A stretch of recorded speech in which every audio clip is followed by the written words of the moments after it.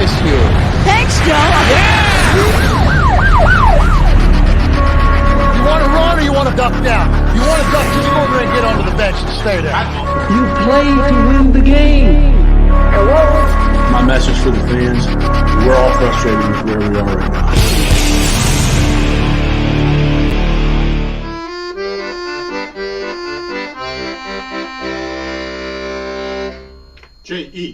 Jets. Jets. What's happening, everybody? Welcome to this week's Thursday. Thick of it, I am GreenBean, and I am happy that you are here.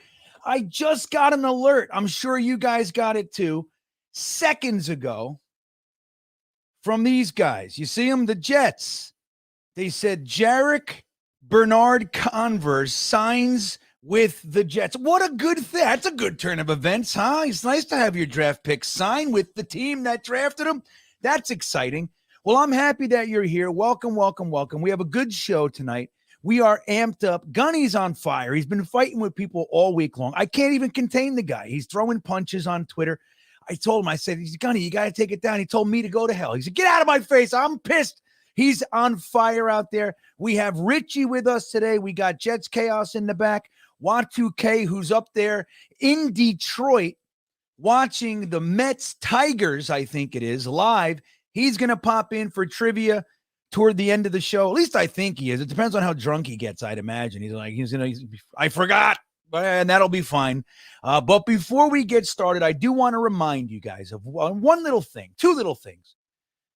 One is, if you are feeling nice, you're feeling like a nice person today, you can go ahead and you can hit those milk thumbs. Yeah. Give me those milk thumbs. Give me a thumbs up and a subscribe if you have not done so already. Thank you to all of you who've already done it. All of my stream beaners, go ahead and give us some emojis in the chat to let everybody know what's up. I'm going to throw some in there right now. Here's the gnome. Give you 4 gnomes. 4 gnomes for the milk thumbs. And that is fantastic. I appreciate all your support, guys. Thank you. The other thing I want to tell you guys about is our sponsor, none other than the world famous Manscaped. They are here. They are here to make sure that we take care of ourselves. The finest in men's below the waist. Grooming has moved up to the face, which is where I come in. The face. I love the Beard Hedger Trimmer. It's my favorite device, even better than the Lawnmower 4.0 for me, and the Weed Whacker nose and ear hair trimmer. The Beard Hedger is the absolute best. More settings than you know what to do with. You don't have those attachments, all those pieces anymore. It's all in one device. I was in CVS today with a sick kid, and I saw all the new knockoff Manscaped devices. They're all crap. Every single one of them. Manscaped is the innovator. They're the ones doing this the right way. And you can save 20% on everything on the Manscaped website by using the promo code GreenBean. And you will be given free shipping no matter where you reside on the entire globe. Even down there in New Zealand. That's right, Braden. Even you in New Zealand. Free shipping for you. With that all said, let's bring on our co-host. Oh, he's stepped. What are you doing, Gunny? You going to the bathroom or something? Oh, here he comes. It's good timing, right? He's like, oh, man, I was going to go get myself a Diet Coke. But here he comes, the one and only Gunny. What's up, dude? How you doing? You're all fired up this week, aren't you, buddy? What's good, GreenBean? How you doing, brother? Hey, glad to be here. And yes, I am fired up. I am glad to go to war. I'm just sick and tired of the haters, man. I know it's their job. Haters have to hate. This is what they do. But at least when you're going to do it, hate logically. At least makes sense when you're doing it. So for me, I've been out there just policing some of the fools that are hating on the Jets, and glad to go ahead and talk about it tonight. Well, Gunny, let me just tell you this before we bring Richie on. You said hate logically, right? Hate logically. Look under our faces right now. What does it say? Gripe intelligence. That's the whole deal. That's what I've been asking for years. Just, if you're going to complain, just have a logical argument, please. Can you not complain at me saying, things like clearly Jordan Love is a better quarterback than there's no basis for that argument. None. Can we not do that? If you're excited about Jordan Love, that's fine. You can be excited. That's great. You want to move on from the old guy? That's fine. But don't try to tell me that Jordan Love is better. It doesn't work. Am I wrong? You're not wrong. It's a 4-time MVP who still leads the touchdown to interception ratio by a large margin. It's not even close, like 4.5 to 1. The next closest is 3.9 to 1. It's not close in terms of how long he's been doing it. For me, the delusion that is out there, I understand being a fanatic. I understand, going to bat for your team. I understand believing and supporting your team. I'm all about that. I'm big on it. But my God, if you're going to do so, at least know what you're talking about when you're talking, because people like me are waiting to snipe at you. And I'm right. going to Snipe.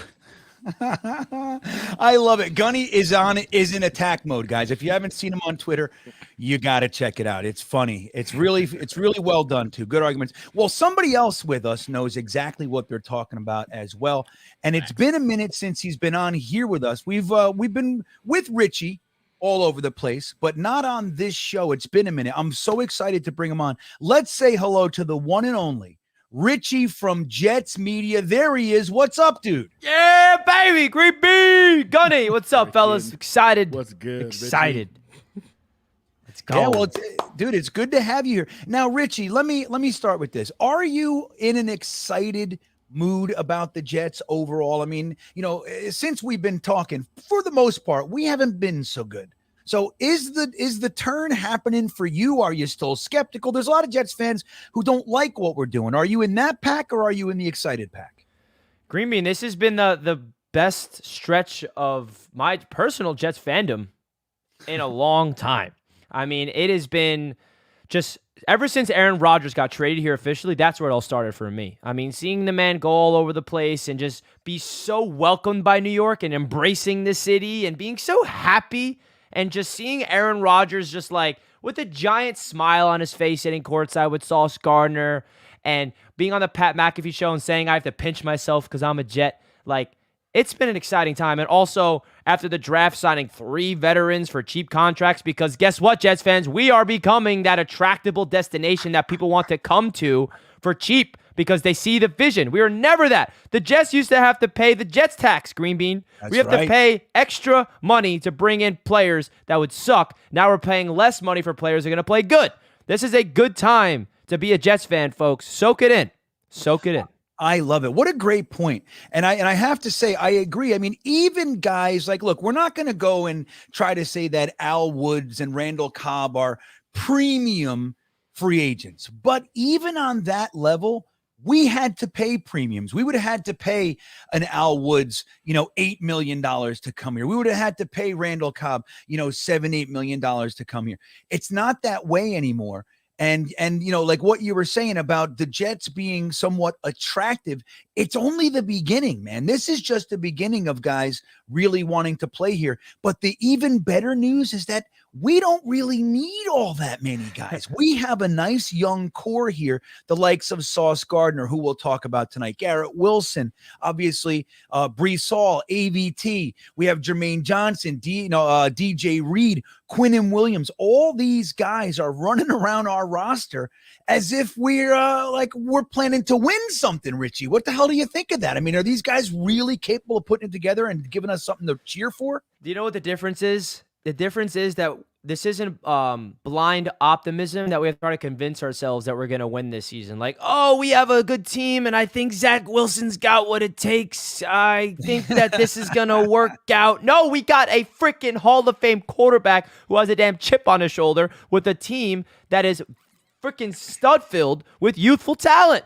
And they're supplementing it beautifully with these with these older, wise veterans that help supplement the roster. And I love the narrative that the haters are pushing that are like, oh, the Jets are becoming an old, washed-up team. We're literally young baby Jets. Do you not see the young core? They're balancing it out now. We need those leaders in the locker room like in Al Woods. We need Randall Cobb to help develop Garrett Wilson's knowledge of just helping the chemistry with Aaron Rodgers that give him the perspective from a wide receiver lens. This is where Aaron Rodgers wants you to be. Aaron Rodgers expects you to run this route. When Rodgers does you this little thing, you got to do that. Randall Cobb is going to be his biggest impact on this team is going to be off the field. That's my point about Randall Cobb. But overall, GreenBean, my point is, man, this Jets team, they're loaded. And I know that the previous years, like I said, we're kind of have to convince ourselves and force ourselves to get optimistic. It's organic this time. It's something to be excited about, and we're the talk of the league. Yeah, I think that's a great way to say it too, man. I mean, they're calling us, somebody said, Gunny, I know you saw this one.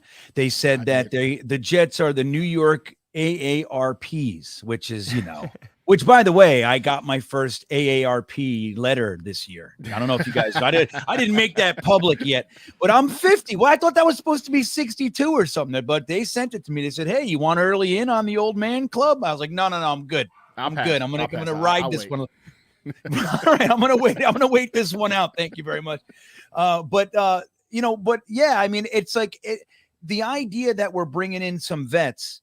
It makes sense because that experience balances out. We have such a young core. We're still one of the younger teams in the NFL. I mean, it's crazy, and it just shows how really fragile their arguments are. So I want to spend a few minutes talking about that. Then I want to move into whether Randall Cobb, Turner, our draft picks, and then even bringing Connor McGovern back. I want to try to get to these guys because there's an interesting thing with Connor McGovern. That he took less than $2 million, and then we're giving guys like Billy Turner 3 point whatever million. I want to talk to you guys about that. But the first thing, and I'll turn it to you, Gunny, real quick, and then I want to hear what Richie says. What's the argument out there coming from the Packers fans or national media? Because they're all jumping in. There was the CBS guy yesterday. He was jumping in. Oh, Jets fans are this or that or whatever the hell they're saying. What's the argument that you're seeing that's rubbing you the most? Like, what is it out there right now that's getting under your skin from the Packers fans or the media and, national media, New York media, whatever it's Samini and his negative takes? What's rubbing you, Gunny? And then I want to turn it to Richie and see kind of where he stands on this. It's the one-sided approach of trying to go ahead and belittle what the Jets have done this offseason. And then it's becoming blatantly obvious that it's a targeted it's a targeted aspect of just you're the New York Jets. We've been making fun of you for so long. We don't have to put any kind of effort into legitimate journalism or predictions. We'll just go ahead and throw crap against the wall and hope it sticks, right? And even with the Aaron Rodgers acquisition, which everybody and their mom realizes this made the Jets a competitor. The Jets last year won 7 games and could have won the AFC East if we had Jacoby Brissett as our freaking quarterback. Now we've added Aaron Rodgers to it, and we're continuing to build around Aaron Rodgers. I think for me, it's just a lazy thought process that, it's the same old Jets. How so?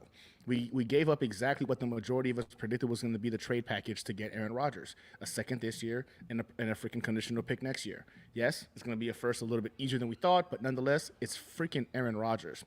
We brought in Allen Lazard, arguably their wide receiver 1 last year, to be our wide receiver 1, without a doubt, right? Without a doubt. Right? He's our wide receiver 3, getting paid $11 million a year, which is the 28th, 29th ranked pay for a wide receiver in the league. But we overpaid for a scrub wide receiver. And this is coming from the Packers now.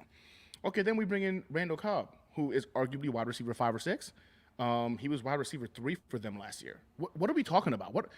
How logical are you trying to be when you're talking about, we got trash players? Well, these are the same guys I was just saying had a better roster than us last year, and they're not even in the roles that they were for you guys last year. It's just frustrating because everybody keeps throwing out, Aaron Rodgers had a down year last year, right? He was the 27th ranked QBR, blah, blah, blah. Listen, QBR is a cute stat, and I'm glad some people will use that to kind of prop up their individual quarterbacks. You hear it a lot from Dolphins fans. The reality is this. Aaron Rodgers put out a 10th ranked stats last year while still leading the league in passes dropped and also leading the league in on-target attempts at 80% accuracy. So 40 passes were dropped on 80% accuracy. That were neck and neck, top of the league. That's never happened before. Usually when you see drops, you're seeing some inaccurate passes, and then the quarterback's going to take some fault, some hits for it too. Never have you seen a quarterback not only have a team that dropped the ball the most, but he was also the most accurate in terms of them dropping the ball. It makes zero sense. So every time people talk about the QBR, that's a statistic that literally impacts Aaron Rodgers' numbers. That his teammates, his supporting cast, were the worst in the league at actually catching the ball. In some situations, he would have literally had to walk the ball down the field, hand it to them for it to be more accurate. And that's why I think it's just people are going to look at what they want to look at in order to go ahead and make their argument valid. But if you're going to do it, at least look at all the facts. If you're going to use QBR, then explain to me how Aaron Rodgers had team led the league in drop passes, while he was the most accurate quarterback to have to encounter that kind of an issue. Like, those things go hand in hand. And so for me, it's just about the blatant hate. It's purely because it's the Jets. We're bringing in freaking all of Aaron Rodgers' guys. Nobody said anything about it when Tom Brady was requesting to bring Gronk out of retirement in Tampa. Yeah, right. You know, then it was smart, right? It's Gronk. It's Tom Brady. You bring his guys to make him feel comfortable. The Jets are doing that to make Aaron Rodgers feel comfortable, and it's an issue. The fact of the matter is, we got a small window. 1 to 3 years is the window. And if it means us paying freaking chump change to Randall Cobb to be wide receiver 5 or 6 to accelerate the maturation process with our young wide receiver group to understand, hey, this is what Rodgers likes, this is what he doesn't like, I'm all about it. Take the spot, take your $1.82 million, whatever it's going to be, and we're okay with it. But people aren't putting 2 and 2 together. It's easier to just say same old Jets and to go ahead and dismiss it. But it's fun. It's all fun and games, because at the end of the day, the season's got to start at some point. And then what's going to be their dynamic? What are they going to use to go ahead and pretty much? They're going to miss us, man. They're going to miss having the Jets, Gunny. What do they do? So, yeah, I'm telling you, that's great. And that's great points, man. I mean, having 40 drops is a serious thing. You know, that's serious. I mean, he got 3,700 yards, 26 touchdowns with 12 interceptions, and he had 40 drops. I mean, 3,700 yards, it would be our best season outside of the Fitzpatrick miracle in like 30 years. I mean, it's incredible, man. That's his down year. We'll take it. Richie, what are you seeing out there? I mean, is anything under your skin rubbing you? Do you agree with Gunny? Where do you stand on this one? Yeah, I think that my personal relationship with the hate that I've been receiving from on my perspective channel, I don't think I've seen one logical thing that's been thrown to the Jets' way in a hate. It's all blind. It's all just pure, just like, oh, the Jets are rising up and I got to bring them down because we're used to them being down below, and we cannot let these Jets fans feel any type of excitement. They're not allowed to feel happy. They're not allowed to feel good. So all the things that they say, I laugh at. I'm like, that makes no sense. And I just completely just bring it up. And sometimes I just ignore some like comments about Rodgers or comments about the Jets being this and that. And I bring it up now because it's so easy to bring up how not factual what you're saying. It's like fake news. It's like not true. Fake news. It's all fake, like convoluted stuff. And they're trying to push that LOL Jets narrative because we've been that beating bag of the NFL for so long. And the NFL fan bases across the league, in particular the AFC East rival fan bases, love to beat up on the Jets, and they see the Jets rising to the occasion finally and building a stout team, and they got to find some type of weakness. But at the same time, man, that's also expected. I'm realizing that, man. The louder the hate gets, that means the better the Jets are becoming. So I'm kind of welcoming the Jets. The hate's going to become even bigger and louder, and that's a good thing, Jets fans. It's going to get under our skin for sure, because that's what hate does, but stay strong and appreciate the fact that there are people not like babying us, like, oh, poor the Jets fans. Like, you know how I'm on the AFC East Roundtable? I represent the New York Jets on a YouTube channel called the AFC East Roundtable, and it's me, 3 other YouTubers representing the Bills, Dolphins, and Patriots. And I've been on there, I think this is the 3rd or 4th season going in, right? Throughout my entire time on there, I was looked at as, oh, poor Richie, coddling me. Yeah. Oh, the Jets stink. You know, like that type of energy. Poor Richie. And now here I am talking my crap, and they can't handle it anymore. They can't handle the fact that the Jets can actually speak because we're coming, and they can't handle the truth. They're like, no, the Jets, Rodgers is washed. Randall Cobb, he sucks. He's 32 years old. Yeah, like Gunny said, wide receiver 5, brother. Check your facts, right? Like, it just drives my gears. And my least favorite thing about what people are saying is Rodgers is washed. He's old. He's an old man. I mean, what are we doing here? In my opinion, quarterbacks get better with age. It's all a mental game. The more reps you get, the more wise you get. That's what it's all about. It's a mental position. You think Tom Brady was so good in his 40s because of his physical athletic ability? No, he mastered the damn game of football with his brain. Peyton Manning won a Super Bowl the same age as Aaron Rodgers. Was it because of his mobility? No, it's because of his brain. And you can argue Aaron Rodgers has a better arm than both of those guys. So I'm so sick of that narrative that all of a sudden you're 39 years old, you're washed up. This man is a quarterback. We're not talking about a position that you need your athletic ability like a corner. Corners don't play up until that age. You got me on that one. But quarterbacks, They can play up to that age because if you're protected properly and you get rid of the ball on time and you can your recall is off the charts. Give me a veteran 39-year-old quarterback that's a 4-time MVP over a damn quarterback that we have a question mark. What are we doing here? We're going all in. Right. Like any day of the week, give me a quarterback like 39 years old that's been in the league for 15 years, 18 years to be exact, 15 years starting, that's seen everything that the NFL could possibly throw at you. Like Jets fans, we're used to having a young quarterback and worrying about them seeing ghosts or worrying about them throwing off and like throwing like crazy stuff like that. That's not going to happen with Aaron Rodgers. You realize that? He might throw a bad pass, he might get intercepted, but this guy has the greatest touchdown to interception ratio in NFL history. Right. What are we doing here? Like, this is something about this. Which is why I laugh at the people say Rodgers is washed. He's old. Like, yeah, you wish he was washed. Right. You wish and he they're was hoping he's washed. Yeah, that's really the truth. They're It literally really trying to is manifest. true. So, like, if we say it enough, it might be true when the season starts. Yeah, Looking and for also a real notice how the break.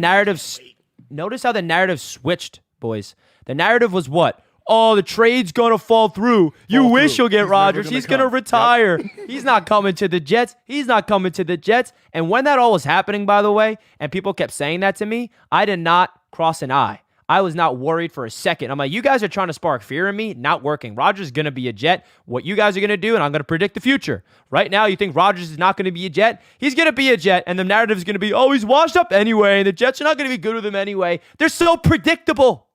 That's it.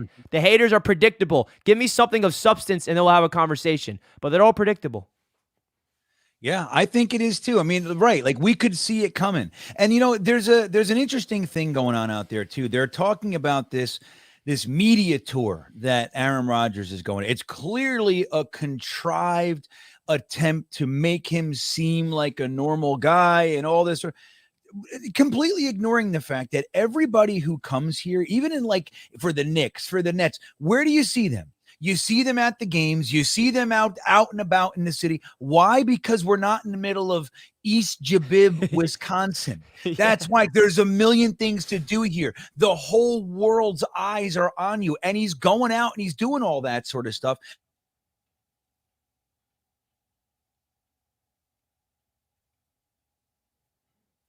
GreenBean? GreenBean. GreenBean, we can't hear you. We can't hear you, brother.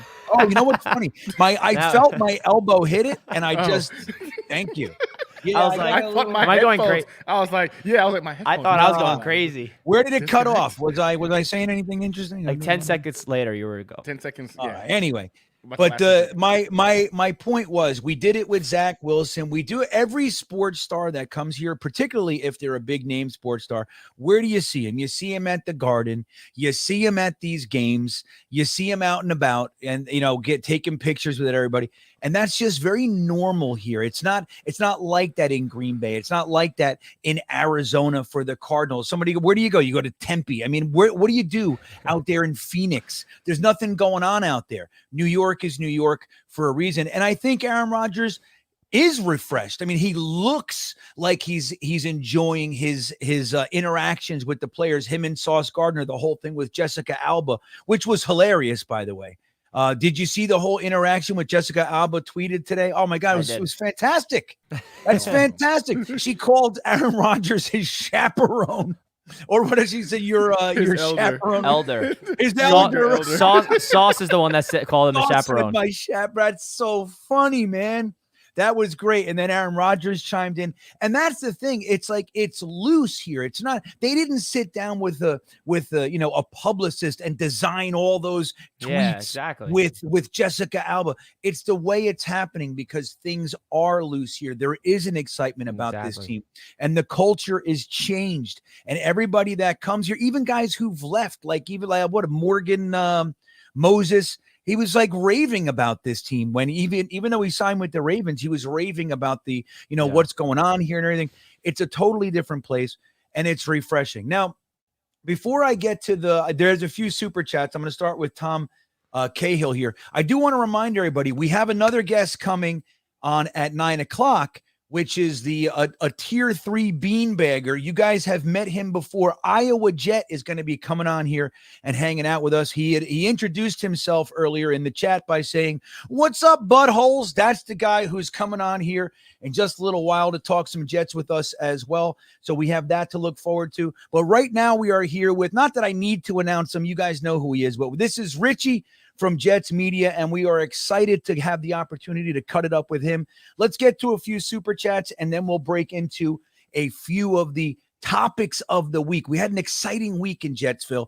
One of the things, Tom Cahill says, the New York Dragons, we are the Dragon. Now, Gunny, do you know what that's referring to? This dragon speak going around the Jets. You know what he's talking about?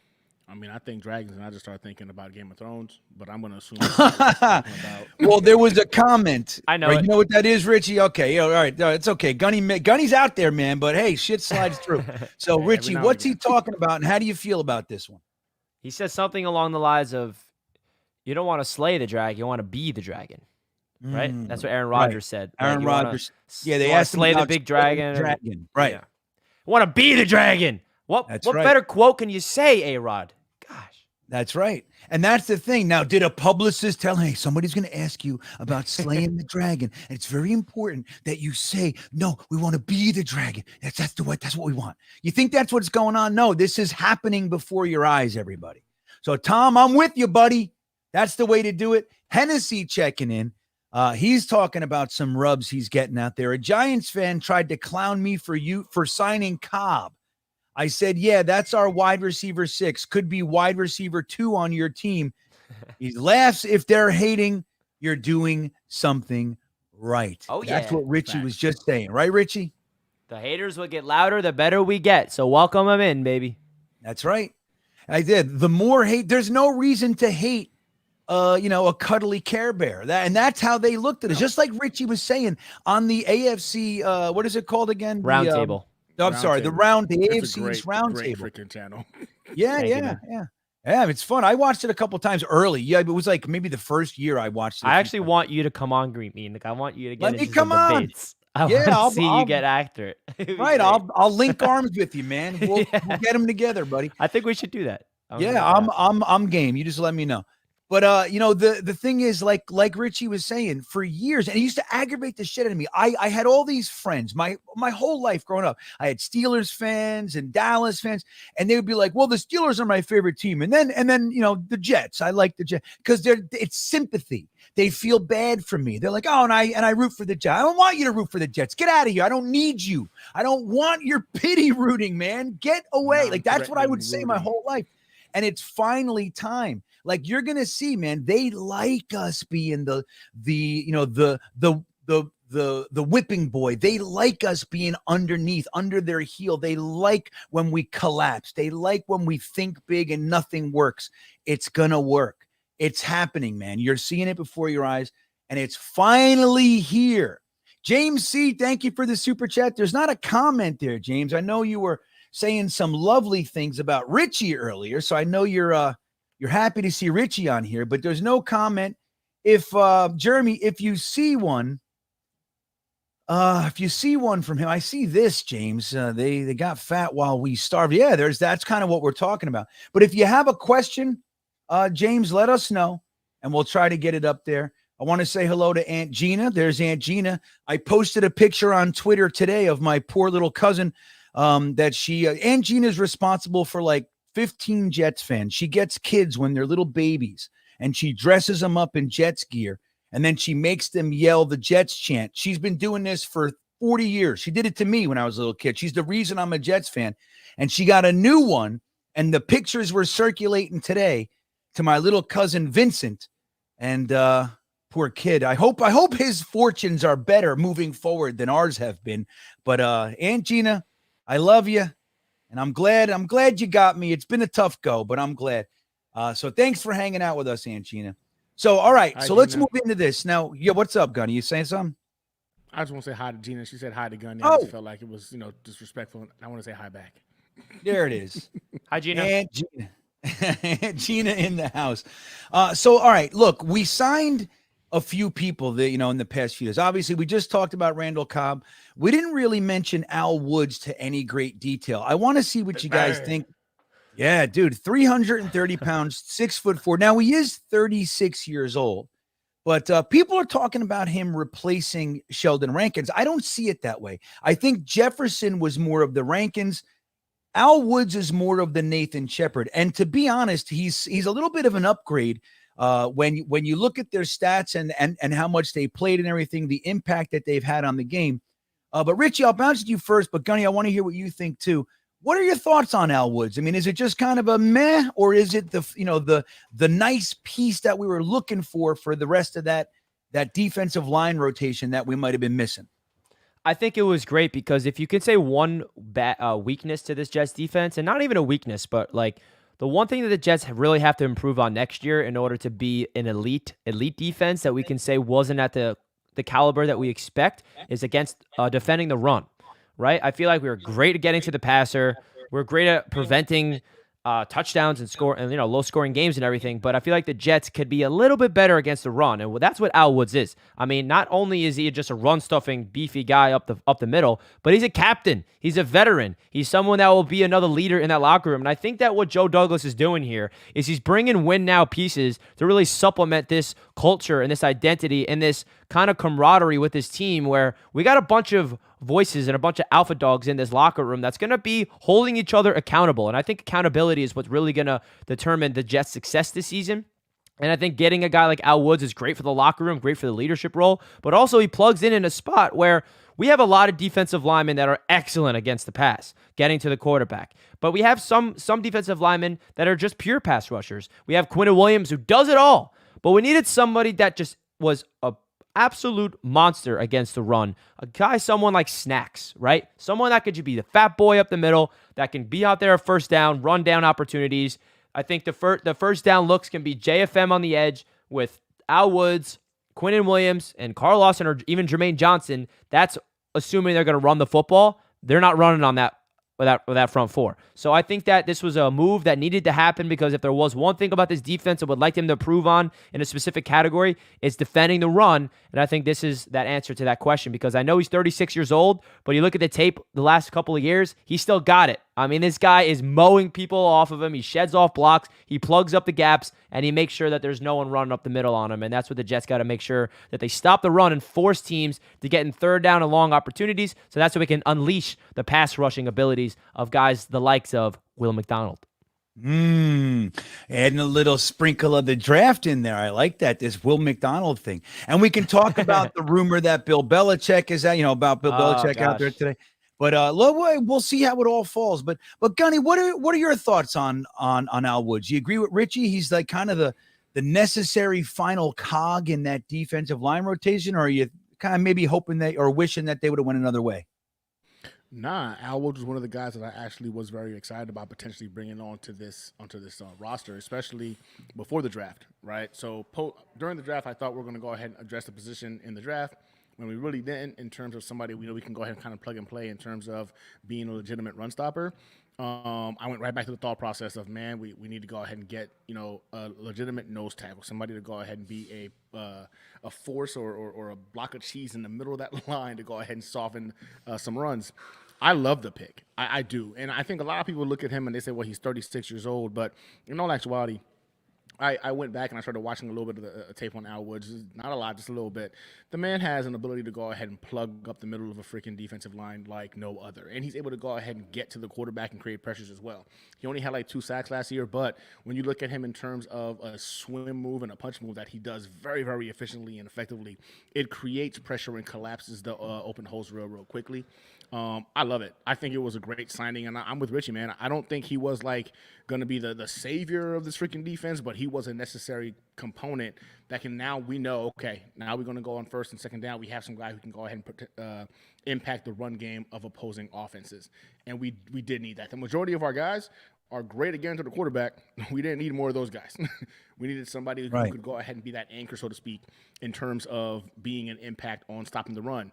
And he fits that mold to a T. And he can also give you a little bit of pressure when it comes to trying to get to the quarterback. So I like the signing. 36 years old. He's got a bunch of old man strength, and that's all you need to go ahead and pretty much block up the middle. I'm all about it. I love the acquisition.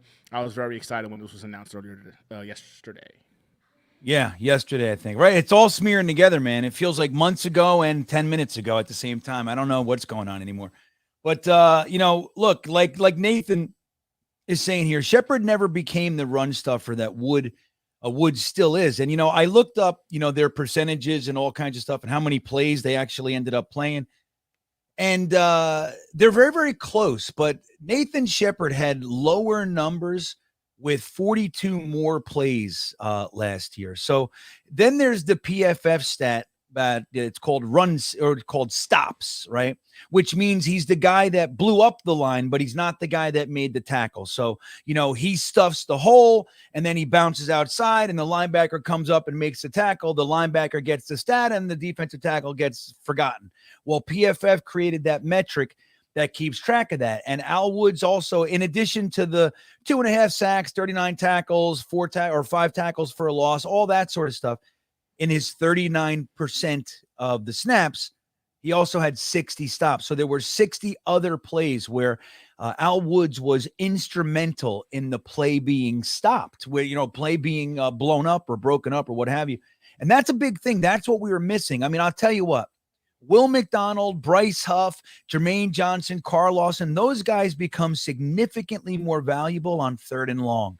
And how do you get to 3rd and long? By stopping them on 1st and 2nd. That's how you do it. You create these situations where your team, the way it's built, the way Saleh wanted this team built, can feast.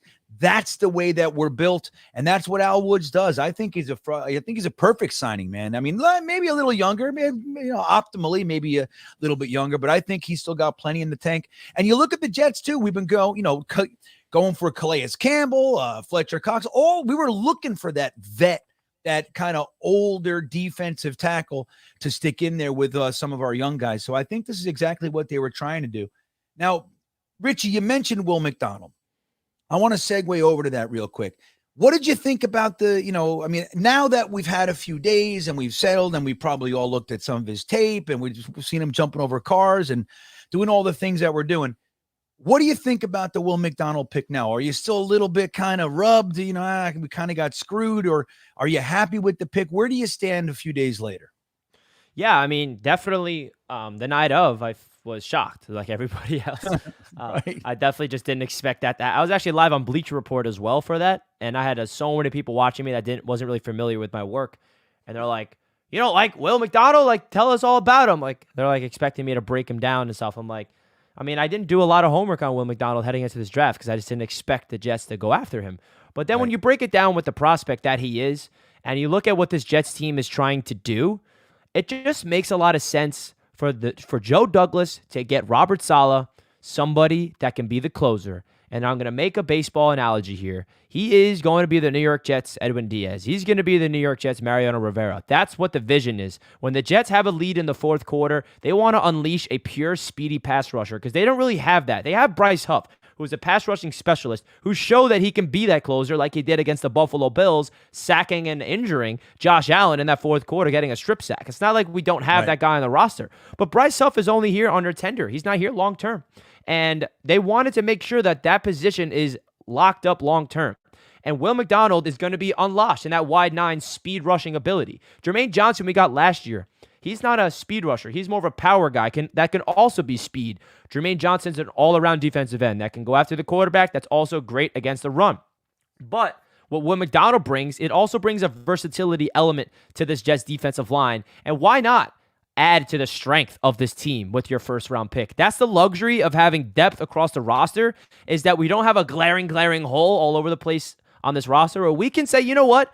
We're going to take the best player on our board at the best position that we have on this team at the defensive line. Because how are we going to get through the gauntlet of the AFC, GreenBean? Well, we got to get through Mahomes. We got to get through Josh Allen. We got to get through Herbert, Trevor Lawrence, Joe Burrow. The list goes on. Right. The AFC is stacked. Well, the way that you get to these quarterbacks and shut them down is by pass rush and having an elite, unique, talented player who has a 7-foot wingspan, very different types of bend, can go inside, outside, can open up the defensive line to other opportunities. What I'm envisioning is Will McDonald all the way lined up on the edge. He has a speed rush that opens up the tackle to go wide, and then that is going to open up a glaring hole for some twists and stunts for for Quinnen Williams and JFM inside twists and getting to the quarterback. I can just see the vision and the scheme of Robert Saleh unleashing these fellas. So, it definitely wasn't the guy that I wanted going into the draft, but when you break it down from the standpoint of what the philosophy is with this New York Jets football defense is getting to the quarterback is first priority, because that's going to make the job of Sauce Gardner a lot easier and DJ Reed and all the guys in the secondary.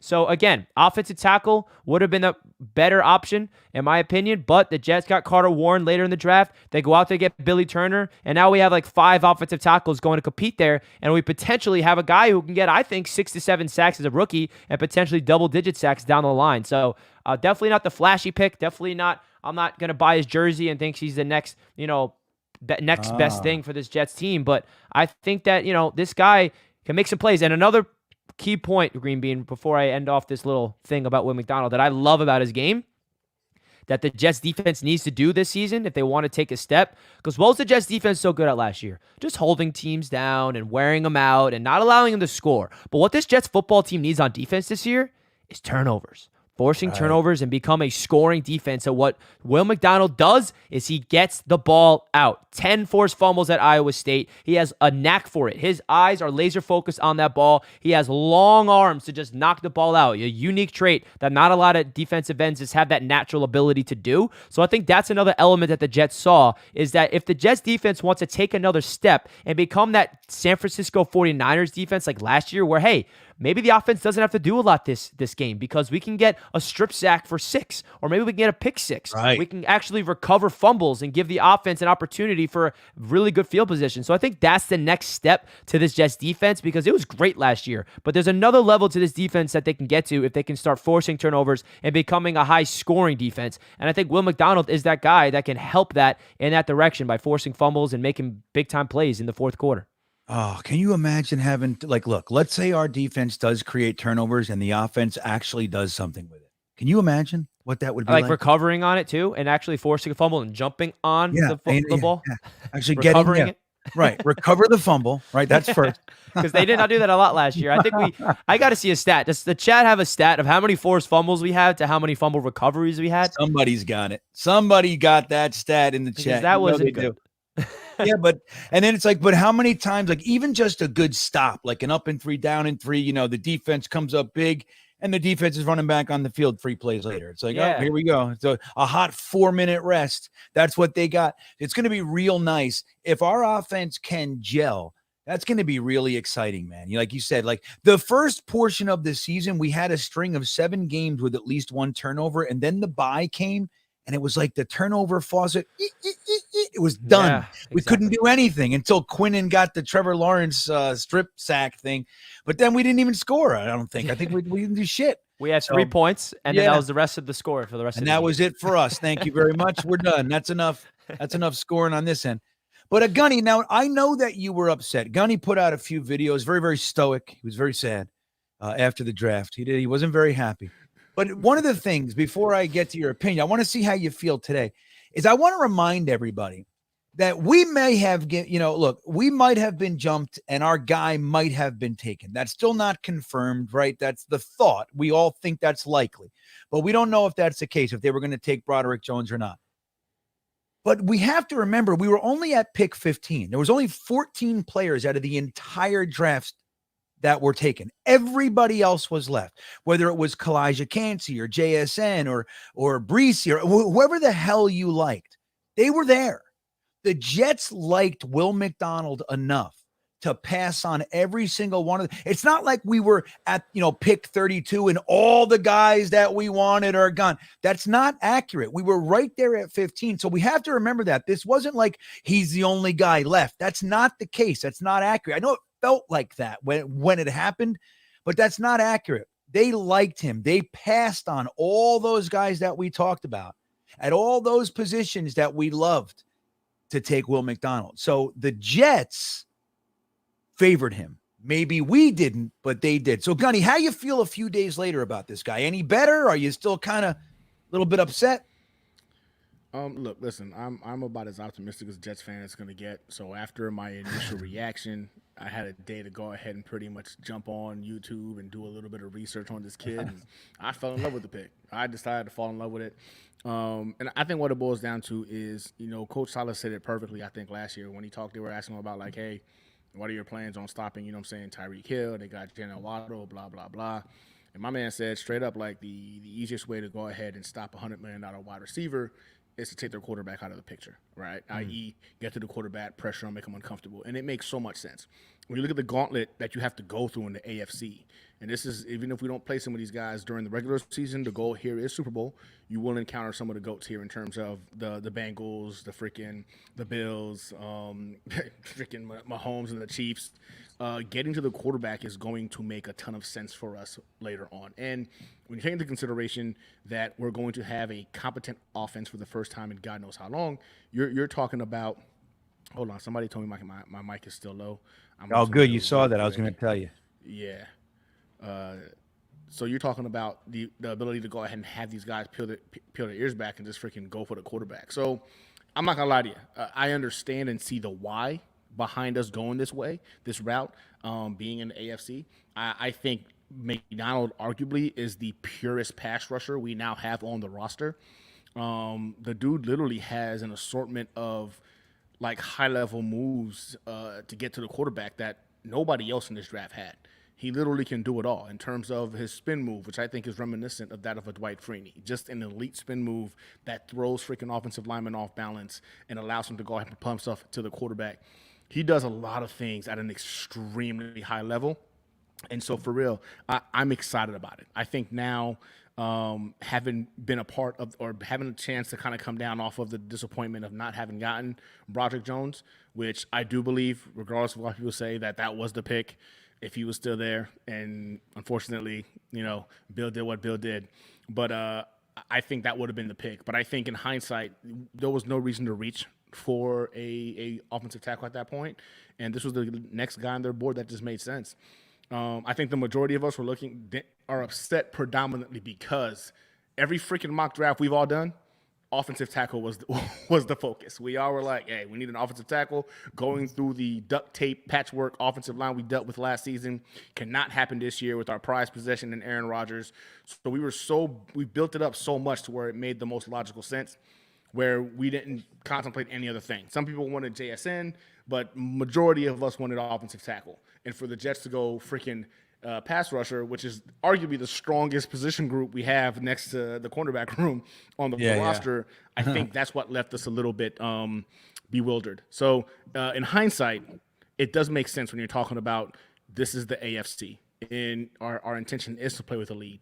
And for us to allow our freaking defense to get after quarterbacks, this kid gets after quarterbacks. He does it at an incredibly high and efficient clip.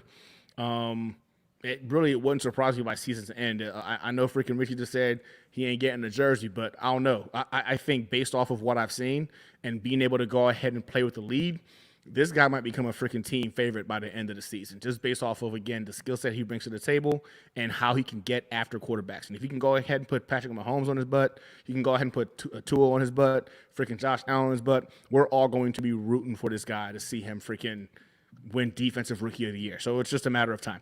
But yes, in hindsight, I have now learned to fall in love with the pick. Maybe I will buy his jersey one day. Maybe, right. It's possible. But I'm telling you, dude, I'm not even buying. Dude, Quinnen Williams has to sign his second contract before I even consider it, man. I'm scared. As soon as I buy a jersey, they're gone. I mean, it's like I can't do it, man. I can't. I'm nervous. And then I start to feel like a jinx. Remember Matt O'Leary? He said that he showed all his jerseys one day, and he's like, all those guys, like, he won't buy a jersey because as soon as he buys a jersey, they end up leaving or getting cut or whatever. And then he has a day, he gets all excited and he buys, Carl Lawson. The next day he tears his Achilles. And then it was another one. It was like, Matt, Please stop buying jerseys. I get nervous with buying jerseys, man. But like, hey, maybe by the end of the year, Will McDonald is so exciting that we can't help ourselves. And we're Hey, all I don't wearing have Will jersey McDonald. luck either, Green Bean. I got a signed Elijah Moore jersey. I got two Sam Darnold jerseys. I got a stitched authentic Jamal Adams jersey. Oh man. So we're not doing good over here, but we got got the an Rodgers one on the autographed way. Elijah What's Moore that? helmet behind me that's now useless. I've got same thing with you, Richie. I got the graveyard of Jamal Adams, Zach Wilson. Freaking, it's just a graveyard of jerseys that I learned from my mistakes, and I told myself I'm never buying a Zach Wilson jersey until he proves to be the franchise quarterback, and I'm so happy I didn't cave See to that? because that was big for me. That was big for me. You were gonna do it, weren't you? You wanted to do it. My instincts told me to do it, but I'm like, you know what? I thought Sam was the guy, and I crowned him as the franchise quarterback the moment we drafted him. I'm not doing that with Zach. He needs to win me over, and he did not win me over. I was optimistic and trying to root for him, but he never won me over. Yeah. Well, remember Sam in his post-draft interview, they said, "What can Jets fans expect from you?" He said, "A lot of wins." Yeah.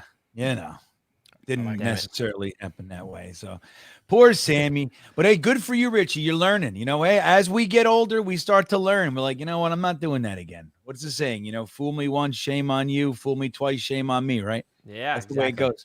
Hennessy checking back in. He says, McDonald with a sack and forced fumble week. What? Wouldn't that be nice? And I'll buy his Holy jersey if cow. that happens. You order it as soon as it happens. That's it. It's a Will McDonald coming on home.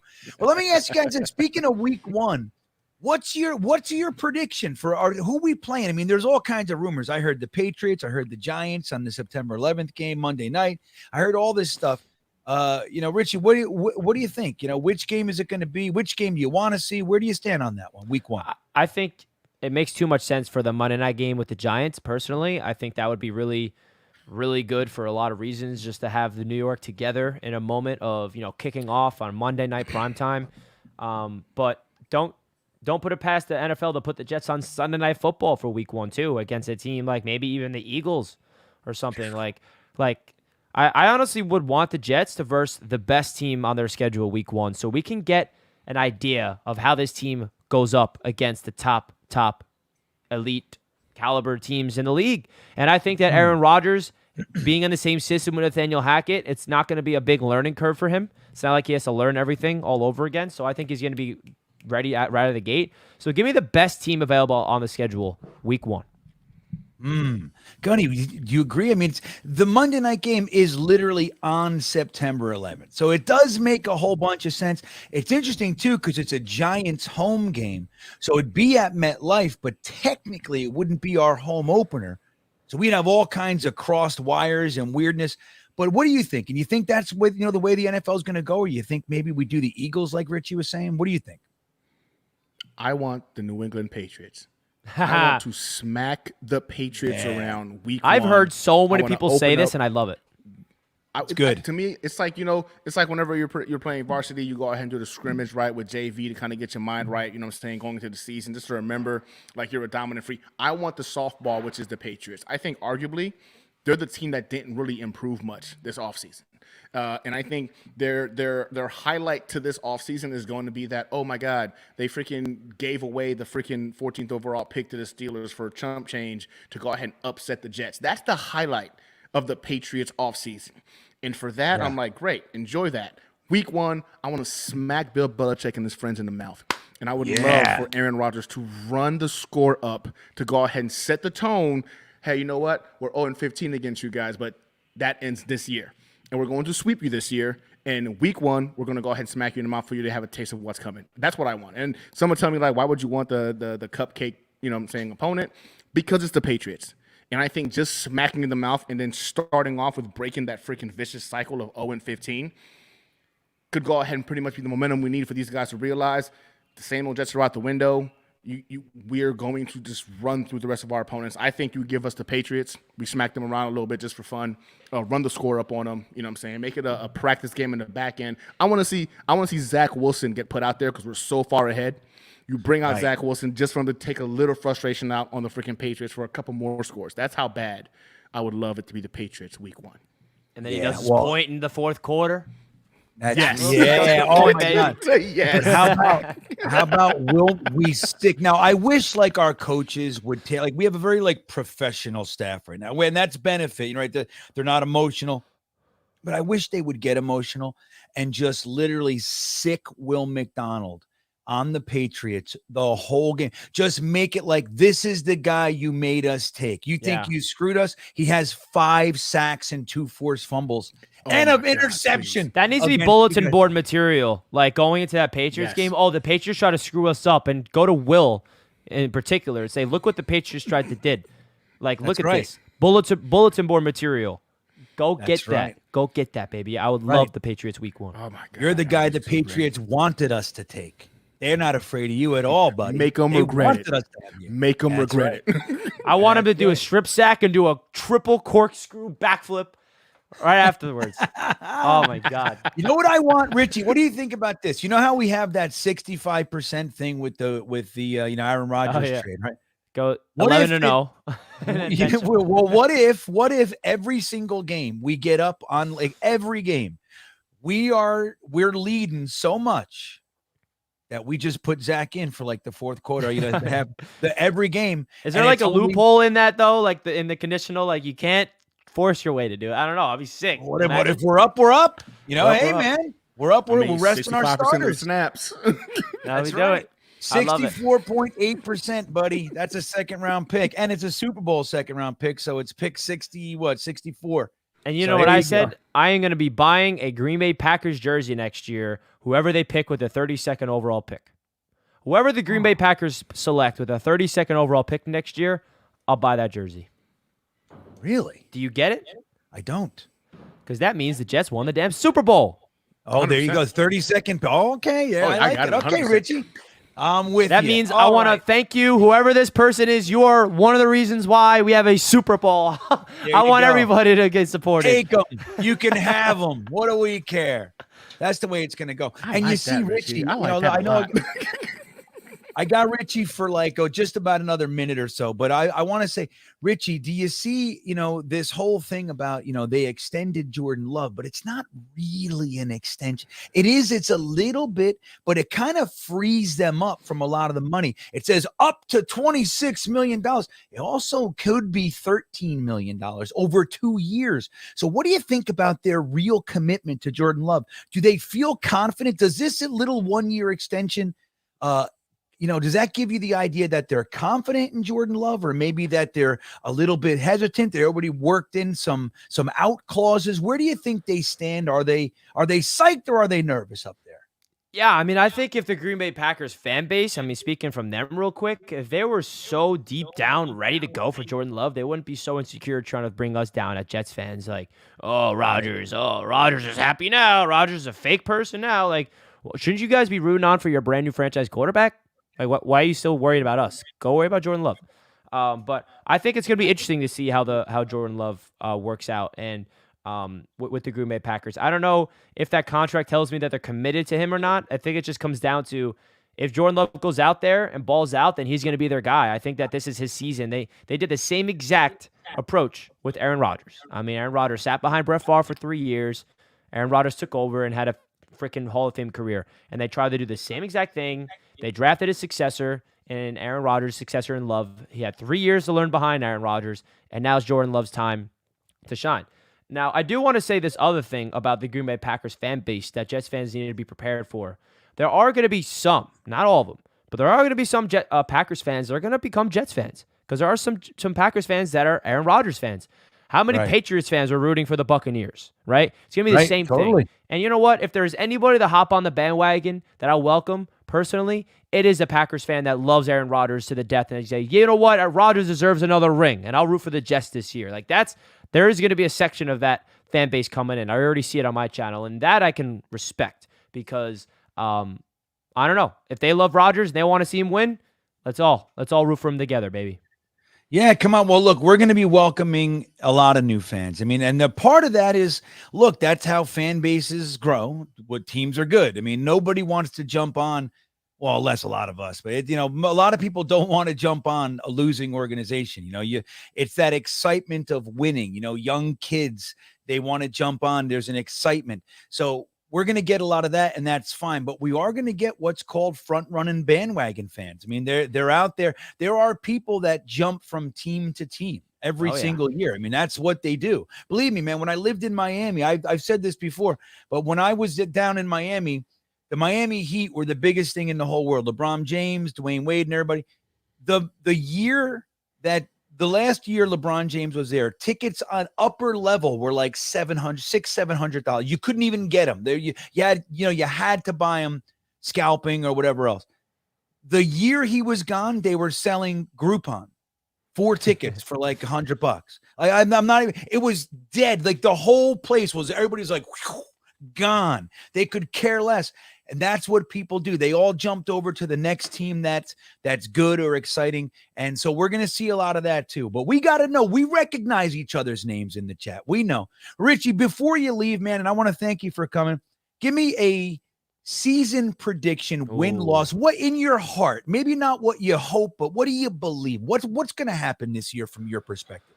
It's so hard to find a reason why this Jets team won't work other than a catastrophic injury. I really, really think so. Like everything on paper, the chemistry, the coaching, the fact that Rodgers has the same system that he's been working with his entire life. That's basically his system, by the way, with Randall Cobb joining to help out with the system installment, with Alan Lazard helping out with the system installment. Because remember, folks, we're getting a new offense. So there's going to be a learning curve for some of these players on offense. But with Rodgers being there, with Randall Cobb and having people install, I think we're going to be out of the gate running good offensively. And if the defense can take just a significant leap in the direction of forcing more turnovers and becoming a scoring defense to the point where even the offense doesn't have to do much, I don't want to get ahead of myself, man, but I can really see 12 to 13 wins in an AFC East banner.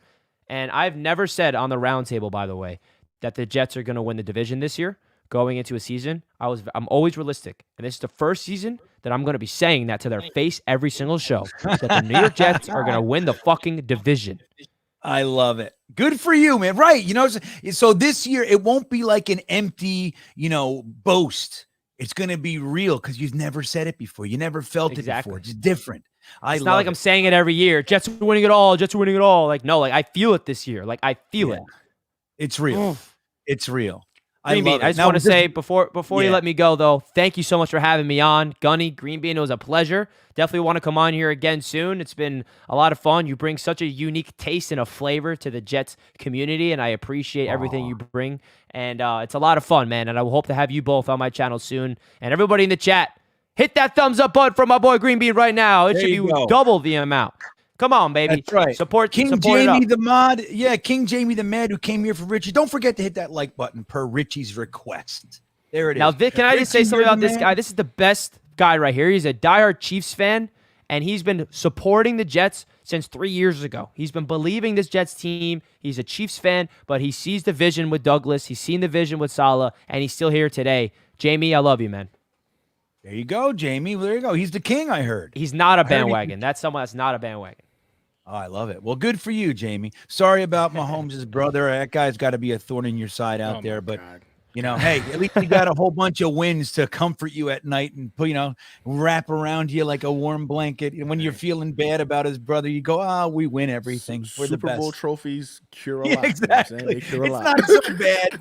Hey, everything comes with its negative, but I think that's not so bad. Richie, I'm going to let you get out of here. Jets Media, everybody. Don't forget to follow Richie. He's among the elites in our little world here of Jets content, guys. Richie, I love you, man. Thank you for coming on. It was great. Gunny GreenBean, love you guys. Peace out. See ya. There he goes. Richie from Jets Media. I always love hanging out with him. He's the best, man. He's a fun guy to be with. So let's bring on, look, Reed's been sitting here. We have Iowa Jet fan, one of your own, everybody. So it's one of you guys in the chat. He's in the chat every week with us. He's going to come and we're going to get to see his face. I wonder what he looks like, Gunny. He's probably weird. I know what he looks like. I got to meet Iowa when I was that's right. The boardwalk with you. That's right. So Gunny knows what Reed looks. So he already knows he's funny looking. Let's see what Reed is all about. Let's say hello to Iowa Jet himself. What's up, dude? How you doing? Good. How are you guys? What's up, Iowa? How you doing, Gunny? Good to see you again. Yourself? Always a pleasure, man. I'm doing pretty well. In case you didn't recognize me, I wanted to wear the shirt that I wore when we all first met. So, so just let me tell everybody this story. So I forget exactly. I think I sent it in the beanbag or Discord, or they wanted to see me without a beard or something. So I dug up an old picture and I stuck it in the beanbag or Discord. And Iowa Jet fan here decided to take that picture and make T-shirts out of it. Reed, if you wouldn't mind, could you show everybody? This is I was actually, I think I was live at Stand Up New York that night. I was a comedian still. And that's my clean shaven old comedy face. I think I was probably 26 or so. Yeah, it's the clean bean. Clean bean. The clean bean. Yep. I like that. It's proof he does have a chin underneath all of that. Yeah. Underneath and there. It's not down here. It's not, it's like it's way up here. Yep. That's where my chin is, everybody. But I was touched. Yeah, Reed had that for me when we showed up at the Coney Island Cyclone. You were ready with that. I couldn't believe it was real. I was like, oh my God, this is. I actually almost wore that tonight, but I think I just wore it like 2 days ago, and I did lunch, and I was like, I can't. You know how that is. Well, one of us would have had to go home and change. Had you worn it, and since you're home, I'm not. Right? I'm out in the middle of the woods here. I don't know where I am. I could yell right now and my wife and kids wouldn't hear me. So somebody could come in here and kill me and I would scream and they would just keep watching Ted Lasso. They wouldn't know. I'd be dead. Well, that's two of us. I'm home alone with dogs. So if you see a dog hop up on my couch, just ignore it. Oh, no sweat. Dogs are welcome here. Dogs are welcome. Okay. Kids are welcome. The wives are welcome, right? We do all that stuff. We go, hey, how you doing, dog? You know what I mean? So whatever. Right. Sully checking in. He says he misses Green Bean or Green Bay. I think that's going to be a minute before I shake that one. I miss you, Green Bay. New finance job has pulled us apart. Well, I'm sorry to hear that, Sully. That's actually a good segue into something I have to remind everybody about. So this week, and it's funny, I didn't even talk to you, Gunny, about it. I'm going to announce it to everybody at the same time. So this week, the show is obviously starting at 8. Next week, we'll start at 8. But the following week, moving all through the offseason, I have to bump the Thursday thick of it up to 7 p.m. So, Gunny, we'll talk about if that works and whatever, and we'll figure it out. But, because my new job, so anyway, my hours are kind of early. I start at 5 a.m. So, and I'm 40 minutes away. So there's that whole thing. So anyway, we got to bump it up. So this week and next week will be at 8. I'll remind you guys next week, the following week. So 2 Thursdays from now, going all through the offseason and everything, we'll be doing 7 p.m. shows for the Thursday thick of it. Reed, I hope that's okay with you. I don't really have much choice in the matter. So I guess I will be. I still hope it's okay. Yeah, but don't worry, Sully. We know. Look, we're all good. It's like, when you get good with somebody, things change, and you're still good. That's where we are, buddy. We're good. Right-handed downtown Brooklyn checking in. He says Jets are going to the big dance. Well, Reed, let me bounce that off you. We heard Richie, we heard Gunny, we heard me, and what do you think about the Jets? I mean, are you as excited? You're a diehard Jets fan. You're way out there in Iowa. It's just you and Finnegan, just out there in Iowa, rooting for the Jets. What do you see, man? Are you as excited as right-handed downtown Brooklyn? You think we're going to the big dance? Well, absolutely. I mean, anything shy of the AFC Championship game is going to be a disappointment, in my opinion. I mean, we still have that top 5 defense. We didn't lose any crucial pieces. The last time Aaron Rodgers had a top 5 defense, he won a Super Bowl, and it's super exciting. I think if we can just keep our O-line healthy for a change, we're just going to kick the snot out of everyone. Everyone. Wouldn't it be great? Like, I know, look, I'm going to go into fantasy land for a second here, okay? But it's just as possible as anything else. But wouldn't it be great? Since 1972, something has been happening. At the end of every year or at a certain point, every season, something happens. You know what I'm talking about? Anybody know what I'm talking about? Since 1972. Anybody know? Jeremy, do you know? Jeremy knows. Gunny, you don't know what I'm talking about? All right. Jeremy knows. Reed doesn't know? No. Something happens every single season that pisses me off. Every year. And maybe we can stop it. It's hard to stop. But Jeremy, I'm going to bring you on real quick. Why don't you tell everybody what it is I'm talking about? Every year we have to watch former players from the 1972 Dolphins' perfect season toast champagne when the last team loses. Right. And the only time that it could have gone away, it was the friggin' Patriots at 16-0. But they didn't win the Super Bowl. So guess what happened when the Giants beat the Patriots? Poured champagne. Hey, they got to do it then. I can't stand it. Wouldn't it be delightful, guys, if we were out of nowhere, we're the team that goes 16-0 straight to the Super Bowl and knocks the damn champagne goblets out of those Dolphins' hands? Wouldn't that be something? Wouldn't that be great, Reed? Look, or Gunny, go ahead. You're up. Go ahead. Bruh, listen, you just said that and I got a little too excited. Look, listen. If the New York Jets were to go undefeated for this season and take away that celebration from the Dolphins, yeah, I'm probably going to be giving away Aaron Rodgers autographed jerseys for months. Just giving them away to Jets fans. 'Cause there's no freaking way. There's no other way to celebrate. That would be, my God. He will never pay for a drink.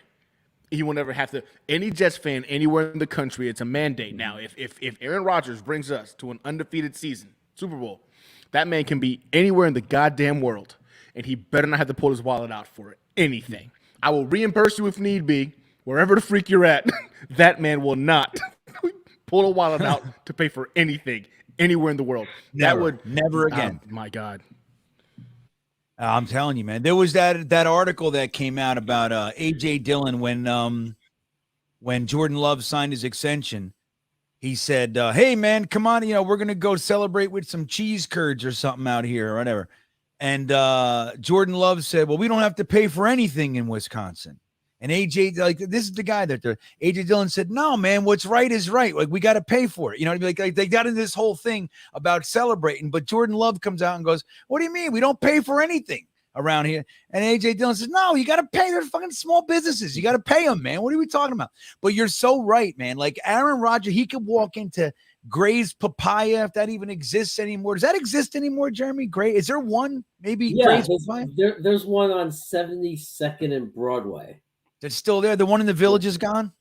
I'm not sure about that one. I think it's Probably gone. still there. The one on 14th Street. It's like first. Yeah, dude. I used to get hammered and go to Gray's Papaya. It was two hot dogs and a papaya juice for like $2. I did that for like 15 years. Let's go to Gray's Papaya. It's like it's 4 miles away. Come on. I would just love it, but I don't know, man. But yeah, I mean, Aaron Rodgers could walk into St. Mark's Pizza, right? He could walk into Gray's Papaya. He's like, no. If he does that, dude, they're gonna build a statue. It's gonna be right next to the Statue of Liberty. Aaron Rodgers. Facts. That's what'll happen. Be made out of facts. gold. All right, Jeremy. Jeremy, thank you, buddy. That's why I like you, man. You're the man. Jeremy from Dead Chaos, everybody. Thank you, Jeremy. Okay, he looks good in that hat. That's a nice hat, Jeremy. I want to say it's a nice white hat. I like white hats. White hats are kind of my thing, although they're disgusting and they're always dirty for me. So I can. Matthew Zucker checking in. Good evening, gents. First of all, what happened? Where's he go? Oh, he muted himself. My dogs My dogs are barking at something. I gotta give them treats. I'll be right back. Yeah, there you go. Give him a bone. Give him a chewy treat. Something to chew on. That's what I say. Chewy treat. All right. Matthew Zucker checking in, Gunny. He says, good evening, gents. First of all, let's effing go Jets. Anyone else get their Rodgers jersey in 7 days until we see how many primetime games we have? Let's go number 8. Well, Gunny, did you order one? I ordered 3. You ordered 3. Daughter, there's only one other Jets fan in this entire house. That's and it's right. My daughter. My other kids all have Aaron Rodgers jerseys, because they were won by the wife, Packers fans. So I ordered my daughter a gang green one. She's got a green one en route. And I ordered me the stealth black and, of course, a green one. But they're on back order. I kid you not, the moment the numbers was announced, there was a freaking back order for them. And I literally, the moment I saw it, I was like, oh, number 8, boom, jumped on. I think it's on Fanatics. Went to order it. Yeah, it'll be delivered in freaking a month and a half. I'm like, what the crap? It's on back order. But yeah, I ordered 3. I ordered 3. 3. Hey, that's so funny, man. But because look, Gunny has to make some noise because again, like we know his wife, the Packers. That's a Packers house. He lives in a Packers house, man. You know, she's got him. He's got it. Whatever little bit of that's a noise good he can question, make, though. he makes it Yep. loud. Oh, Reed, Now, since we're already in Crazyville with the since we're already in Crazyville with the undefeated season, which made my dogs go off. What if Aaron Rodgers won back-to-back Super Bowls? What would that do in your household, Gunny? I think my wife would probably stop talking to me because I would never stop talking about it. I'm telling you. Right. Look, listen. If Aaron Rodgers won back-to-back Super Bowls as a New York Jet, I don't know if Jessica would want to have conversations with me ever about football. I think she's also a Marine, right? So she's also trained in the art of physical violence. I don't know if she would not resort to that to shut me up in regards to the level of arrogant just conversations I would have in this house about how, hey, with us, he won 2. I mean, y'all had That's right. 18 years. In 2 years. It took you 18 years to get 1. Yeah. Jessica would she'd fight me. I think she'd fight me. That would be brutal. I know you might even see divorce papers on your kitchen table one day. You just come home and it's there. It's like, I can't do it. I can't do it. I can't do it anymore. Tired of your shit. I warned you. This is what happens. I just can't do it. I can't. And there's and the judge is like, yeah, of course I'm going to grant her a divorce. She gets everything. You're the worst. Aaron Rodgers. The parents reminded me. I think I said 16-0. Dude, I'm anti. Right? That's tough. That's a tough one to get rid of. 17-0. So my bad. Now Jay Kloss says actually you got to go 20-0. That's the thing. It makes it so much harder. In 1972 they were 14-0. I think it was, and then they won 2 playoff games, whatever the hell it was. So they were 16-0, 7 for the whole thing. You got to win 3 more games to knock the champagne out of their hand. They made it that much harder. But hey, somebody's going to do it. Somebody's going to do it. It might as well be us. Hey, I why love not this us? idea. Why not us, not man? us? Why not us? So there's lots of fun stuff. You guys are funny in the chat. There's lots of funny stuff. I love the conversation going on in there. I will remind you guys, if you haven't hit the old thumbs up button, the old milk thumb, it's greatly appreciated if you do. And if you haven't subscribed to the channel, again, it's the only way we can grow. That's it. If you watch the videos, if you have a good time, it's appreciated. It takes a second. Just click the button. You never got to do it again. But anyway, I hope you would consider. And thanks to everybody who did it already. Now, Reed, did you order a Rodgers jersey? No, I haven't. I think, I'm going to have to get a Will McDonald jersey here. Really? Once, he's Iowa State. I live in Ames. Actually, right. That makes sense. You have a Brees? Right. I have a Brees jersey. I bought a Brees jersey last year. I wore it to the home opener. And, like every time I sport that Brees Hall jersey around town, it was like, hey, wait. Oh, that's awesome. And right after we drafted Will McDonald, I got like 4 texts right away from like, oh, did you see? I'm like, yeah, I saw. Like, of course I saw. Yeah. So, I'm super stoked about that. Now, look, Ohio State and all that, but was he a guy that you were hoping they would draft, or he wasn't really thinking, there you are. What's up? How you doing? Heard me talking. Shit, always. Literally always. Always talking. Let me ask you, can we ask her a Hold question, though? Does she mind? Want to ask you a question? Yeah. Huh? Here, want to ask you a question? Put that into your right ear so you can hear it. Let's get it right from a Packers fan. Let's see. Can you hear me? Can you hear? Hey. Hey, first of all, how you doing? It's good to see you. Good to see you too.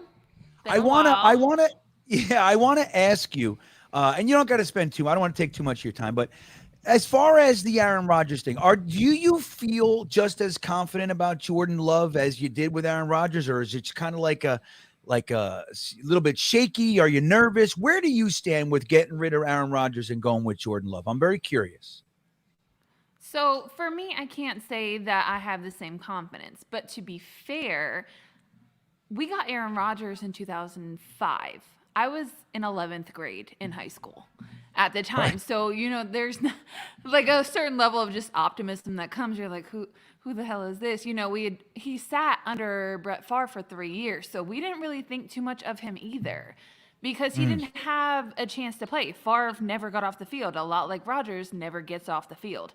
So we've only actually seen Love do a few passes. And then that's it. He's back off onto the bench. So we haven't had enough interaction to be able to tell what his potential is. Now, it does worry me that we drafted a quarterback this year. It was in, the 7th round, I believe? Fifth round? Yeah, I thought it was a 6th. We drafted a quarterback. And so that doesn't give me a whole lot of confidence. And then, you hear Aaron Rodgers talk about him, and all he says is, Love is a good kid.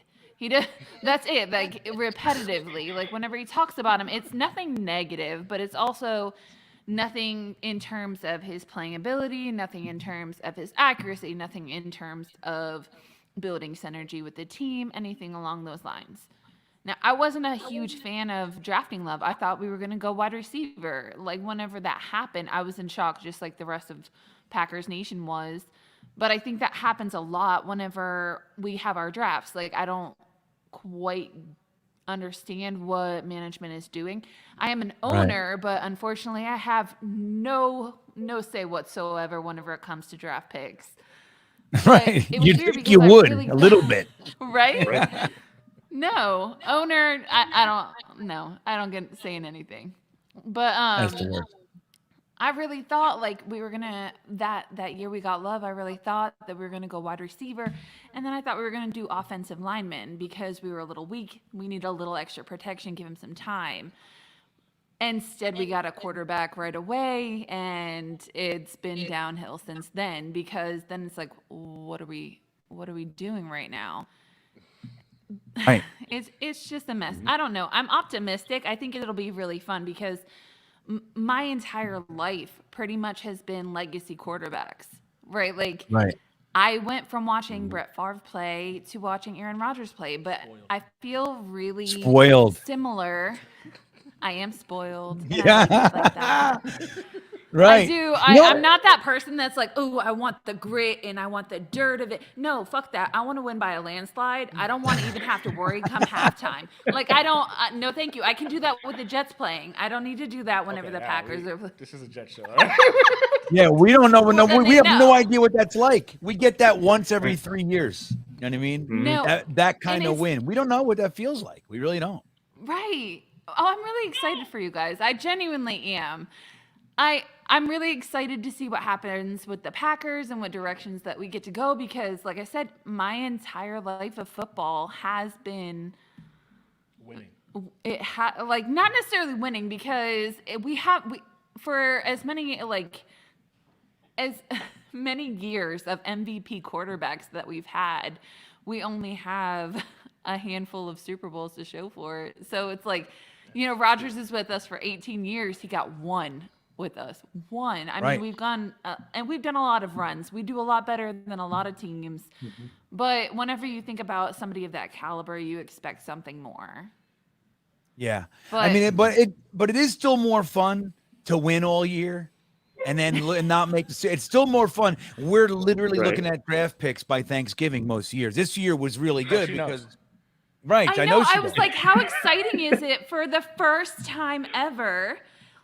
First time that I can remember. Hold on. No. That's not the direction I'm going. How exciting is it for the first time since I can remember that y'all went into a draft not immediately looking at quarterbacks? That's crazy. Yeah, that's the first time in 15 years. Yeah, we've looked at it right. We've been looking at that for a little bit. Yeah. Thanks for reminding us. It's that was nice. Rookie quarterback, chew him up, spit him out. Rookie quarterback, chew him up, spit him out. So I'm really excited because I really do think that you guys' team is really primed to do a Super Bowl run this year. And I think that'll be great. And I'm looking forward to watching Rodgers. I hope he thrives. I hope he does well for you guys. I really genuinely do. Just it's hard. It's just the same thing with Favre, watching Favre go, Favre going to the Jets, which is funny because I said it jokingly, She did. right? I kid Because you not, The day we were watching the game, and Aaron Rodgers and Randall Cobb were walking through the tunnel, she said, he's either going to retire or he might become a Jet, like jokingly. And it was like, ha, ha, ha, ha. Aaron Rodgers. Yeah. Well, whenever he pushed a reporter out of the way, right, so that him and Cobb could have that moment, like walking down the tunnel one last time, and I was like, that is really like full circle type thing. Like he's not going to be a Packer. Like he's not coming back. I assumed he would retire, but he's not coming back. And then all the back and forth about everything. And I was like, watch, he's going to come back just like Favre did and go to the Jets. I was like, fuck, y'all better not let him go to Minnesota next. Like, I know. Jokingly. The worst. And then like, no shit. Here we are. And it's going to be interesting. He's already been an absolute terror to live with. So I'm really looking forward to this season. And the crazy part is like I'm excited, but he talks shit for no reason. I'll be like, "Gay, I'm excited for you. Good job." plenty of And reasons. he's like, "Fuck you." Plenty of He's like, reasons. "We're gonna kick your ass. You're not gonna do anything." I hope Plenty you of enjoyed reasons. winning all those years. And I was like, damn. Right. okay. You're like, I'm trying to root for you, babe. Like, what's going on here, man? You're making it impossible. She's taken all the fun out of it. She really has taken all the fun out of it because, like, when he was talking about he wanted to be a Jet, I told her, she was like, yeah, I kind of told you that was going to happen. Took all the fun out of it. I'm like, my kids are more upset about it than she is. Like, the other Packers fans in the house are devastated that they lost Aaron Rodgers. That's all they know. They're like, who's going to play quarterback for us now? Jordan Love. Who the hell is that? I'm like, exactly. So, like, it's been fun. And then she's like, Well, I do have a Love jersey. I bought it last year because I didn't know if he was going to play because it's been a back and forth. Like, he was talking about retiring. He's talking about, I'm not going to play. We didn't really know what was going on. So I bought a Love jersey last year thinking that he probably was going to try and sit out part of this year. You know, he got his fat contract. I wasn't expecting a whole lot out of him for this past year. But I do have one sitting in there. But I was joking and saying, like, we should all get Aaron Rodgers jerseys. Because we already have ours, and I just think it was really funny to go to like the season opener. Like if it happens again, like it did this past year, like roll up with the kids and like we'll have our Green Bay ones on. And everybody has an Aaron Rodgers jersey on. Right. Yeah. Well, Gunny's got enough for the laughing. Jet side. Oh, he's Well, got. I guess he I gets 4 new changed my jerseys mind. I every have to get a goddamn Rodgers year. jersey. 2 to 3 jerseys. Yeah, you do. Every year. Mm-hmm. Yeah. I have I a great remembered. Rodgers jerseys in the back. I have a Which is Favre funny jersey, because- so I guess I have to get a Rodgers jersey, right? You do. Hey, Next, guys. hopefully I it's told not them. the next. Hopefully it's not the next jersey that just sits in the closet. That's what we want. I have a whole Yeah. closet full of those crappy jerseys that All I'll you never guys is wear. all again. quarterbacks. All those Yeah, rookies. yeah. I got a Yeah. Muhammad Wilkerson, Pretty a much. Sanchez. You know. Darnold, Wilson. Says Darnold. Yeah, I well, wore I out hope my that Wayne Corbett jersey, but yeah. I hope that we can organize it again this year. I mean, I'm not able to come to whatever the first week of the season is. I can't do it. So I'm really hoping that the first week is that Giants game on Monday night, because then it's, then our home openers the next week. Then we'll do the Cyclone. We'll do everything again, and we'll try to arrange it. If not, I got to figure something out because my son's got me going to a heavy metal fest. I promised them, and then I promised them before the dates were aligned. And we have the tickets and everything. It just is what I can't. Not that I would get out of it. It's my son, but anyway, I'm hoping that we can do that again. I want to see your whole family in Rodgers jerseys. That would be killer. That'd be fun. That would be cool. Yeah, that would be. I was joking because most of my jerseys from this past year all went to the Jets. Like Lazard, Cobb, Rodgers. You're right. Like 3 of my jerseys are just. I'm like I can pass them over except for it has Green Bay on it. So you're welcome. There you go. Thanks. There you go. Right. You're welcome. So you should say thank you again. Thank you for all those nice players. Our wide receiver 5. Mm-hmm. Oh, Yeah. beautiful. Aww. Yeah. that Well, was I'll let great. you go. Hey, Great thanks for message. hanging out with us for a few minutes. It's nice to see you. Of course.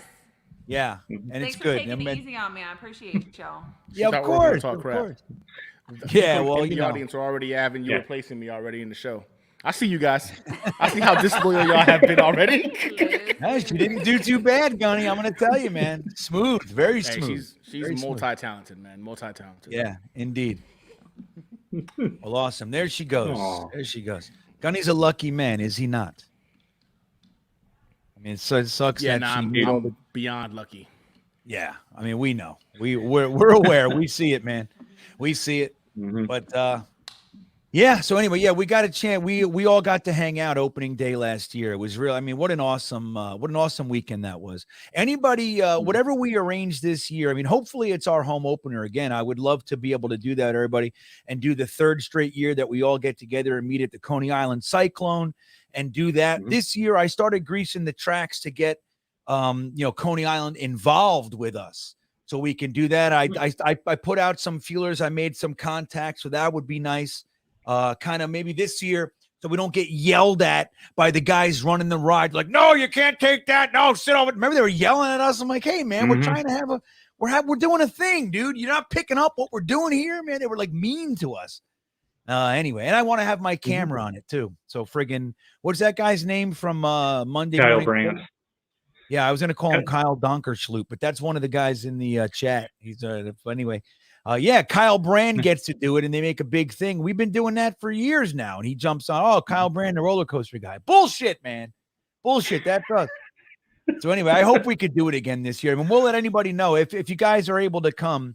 It's really a good time, man. We obviously did the Cyclone. We went to pizza in Brooklyn. Then we went to the game. It was amazing. What an amazing weekend. Read the people checking in, and he says the last 3 jerseys I got were Adams, Bell, and Darnold. Never buying a jersey again. Well, you don't have an Iowa State connection like Reed. Reed, let me ask you, why Iowa State and not Iowa, though? And then we want to get into Weed the People's jersey. I'm going to give Weed the People some advice here, but why Iowa State and not Iowa? Is there a thing that I need to know about? Not really. I mean, most Iowans are Iowa Hawkeye fans, but just when I was doing my college visits, Iowa State felt better and just fit my vibe more. And I ended up staying in the same damn town I went to college in. So I haven't really left. So right. So there's a lot of motivation for you to be Iowa. So how cool is that that we're drafting Iowa State guys? Right. We're Iowa State East. I saw somebody mention that we have Lazard. Maybe I have to get a Lazard jersey. Maybe. We'll see about that one. But, with those DH Gate jerseys, it's not too bad to drop $30 on one. I know it sucks. It sucks just going right to China for stuff. But I'll tell you what, the sad truth is that the jerseys you buy from the website are from China too. So it's like, what the hell's the difference anymore? I don't know. I don't know. I mean, I still like, you know what? Let me tell you what, Dom C just sent me a gift. He sent me a signed Klecko jersey that I'm going to be hanging it back here somewhere, but it's like a good one. You know what I mean? Like it's better than any jersey I own and I can't wear it. I'm like, man, so awesome. Yeah. What an awesome guy, Dom C, everybody. But we, the people, here's what we do. We can't get excited when they first get here. That's the trap. Like we're the Jets. Maybe it'll turn and maybe we can start doing that. Like if Will McDonald makes it, clearly Sauce has got a nice head start. Garrett Wilson has a nice head start. If AVT can stay healthy, if Brees can stay healthy, you start to build this momentum that maybe the new guys that we bring on, we could have confidence and buy a jersey. But you can't do that right now. The way to do it is to wait till their second contract. We almost never get second contracts. So you already know. I can't buy. If Quinnen Williams signs his second, if we are able to keep, and I think we're gonna, right? But I can't be 100%, but it looks good. I feel confident. When Quinnen Williams signs his contract, that's the jersey to get. Because he'll be here for 4 or 5 more years. That means he's here for 8, 9 collective. He's a Jet. You see what I mean? Like Sam Darnold ain't a Jet. He's somebody else. Now he's a Niner. He's going to be traveling around all around the league. That's kind of his gig, unless Kyle Shanahan can make him into something that whatever. But generally speaking, no matter what happens with Sam, he's not a Jet. Like Geno Smith isn't a Jet. He's not. He's been on other teams more than he's been with the Jets. So Quinnen Williams, if he's here for 8, 9 years, that's a Jet. I don't give a shit where he ends his career. He's a Jet. You see? Right. That's the logic. You with me, guys? I mean, am I making sense, Reed? 100%. Makes 100% sense to me because, everybody gets excited when we draft the next big quarterback or whatever the prospects are. And then, they're here for their one contract and they go somewhere else. Or we screw them up and their career dies or something like that. So, but I'm I'm still going to get a McDonald jersey just because I have to. Yeah, I think you do. Mhm. I think hopefully one day I'm motivated to get one. I'll tell you what, if he comes out, like hypothetically, like Gunny said, if we get the Patriots week 1 and they sick Will McDonald on Mac Jones or whoever the hell their quarterback, and he gets a strip sack, I'm gonna do it. That's all it's gonna take. One strip sack against the Patriots, and I'm gonna be like, there it is, bing. I'm gonna be in your cart. That's how it's going to go. That's all it's going to take, man. We got, look, we have low bars around here. One strip sack jersey. That's what Look, that's what listen, I do. What I think is this. I think that Aaron Rodgers being a New York Jet, we can legitimately say we had a Hall of Fame quarterback on our roster. Yeah, I get it. You know what I'm saying? The majority of that stems from his illustrious career in Green Bay. He's a freaking New York Jet. That's a jersey you can go ahead and get. You can rock that. We can tell our kids, our grandkids about like, yeah, we had Aaron Rodgers for a couple of years.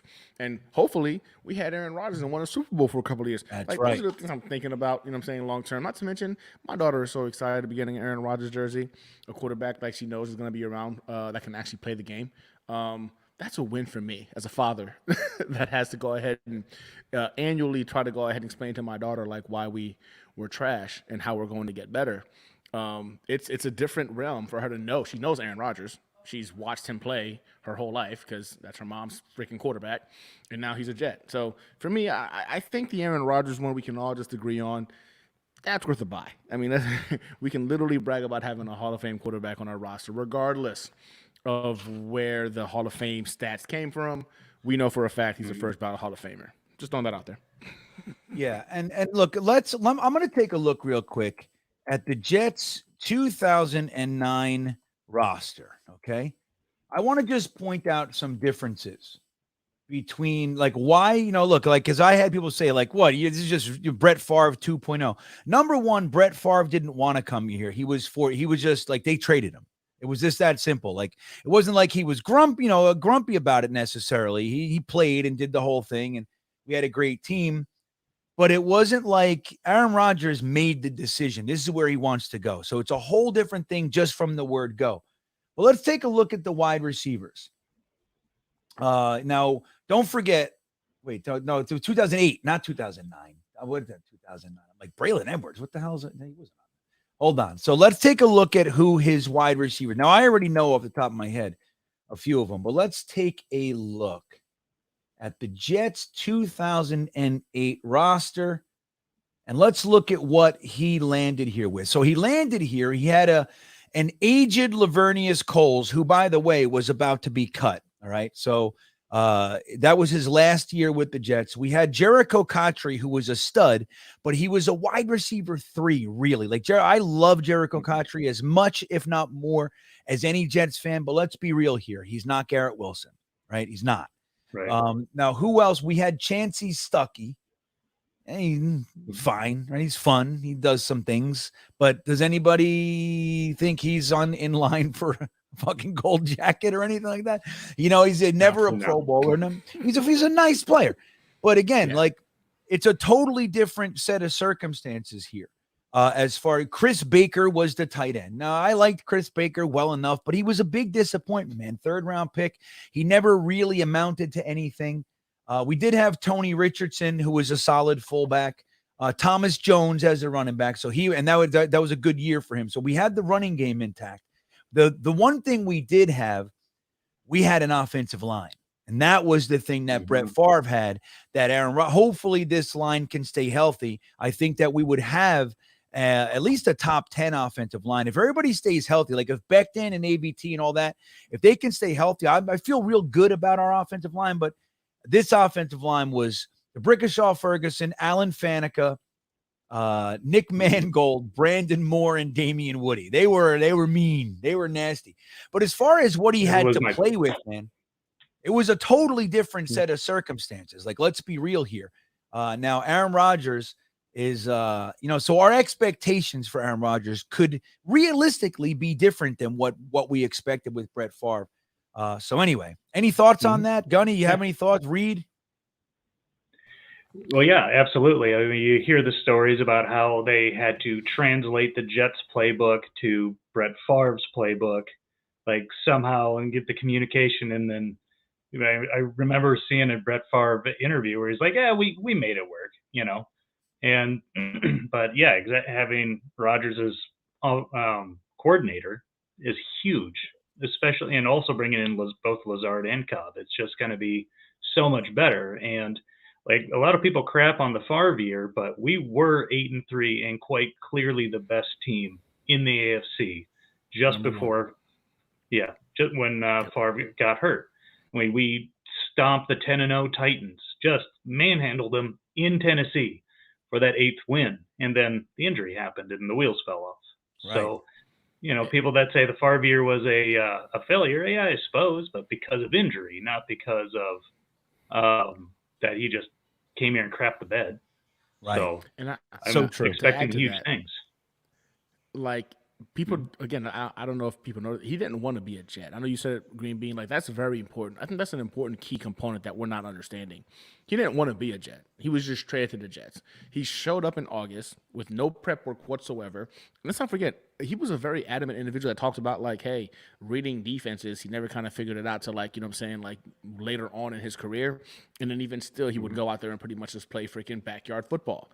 Like, Brett Favre is not the technician that an Aaron Rodgers is. Aaron Rodgers embodies a lot of the arm strength and ability to play hero ball that Brett Favre had, with the ability to be a technician and a historian in the game. Understands how to read defenses, understand how to go ahead and manipulate them. Big difference in terms of who we're getting here. And again, people always talk about it like 8-3, the first in the AFC. Like, what are we talking about? Had he not gotten hurt, even without his interest or enjoyment of being here, the New York Jets could have literally made a deep run in the playoffs. Like, that's how well he was playing. And it was also the year Tom Brady tore his ACL, so the division was wide open. So Chad. I know the division was ours. That's the thing. It was ours. And that injury. And they could have sat him for like 3 weeks and he might have healed, but they just kept going and he just fell off a cliff, man. It was so sad. Well, you guys bring up some great points. I mean, even with all that stuff, we were still among the elites in the NFL, and it just fell apart because of injury. It's not, Paris, real quick. I want to say I actually agree with Paris. I mean, we talk a lot about the Jets 80s uniforms. Now, I will say I do like the word mark. With the jet flying over the word Jets. I do like that. I think we could take that. But the helmets and the Kelly green and all that shit, I didn't like that. I mean, we had like a flat plastic looking. It looked plastic to me, and I was really happy with the white helmets. My hope is that we take that 80s logo and we slap it on a white helmet and we get rid of the damn things on ours. I don't know what that is. I mean, I have 2 of the jerseys. It is what it is. If it's our jersey, I'll wear it. But I don't know. I don't like that. I want stripes. Maybe I'm old. I don't know. Maybe I'm just an old, grumpy bastard with Paris. Me and Paris are all grumpy. Maybe that's all it is. But I don't know what these things are. They're supposed to be wings? Is that what that is? I don't know, man. But I want a white helmet. The best coaches we ever had, Weeb Eubank and Bill Parcells, said the exact same thing. The white helmets pop on the green field and make it easier for the quarterback to immediately identify their players. And why would we go away? Just stay with it. Dude, you could do anything you want. Just keep the friggin' white helmet. Why don't we get it? We go to green. I love the color green, but not on the helmet. God's sakes, Reed. I don't know.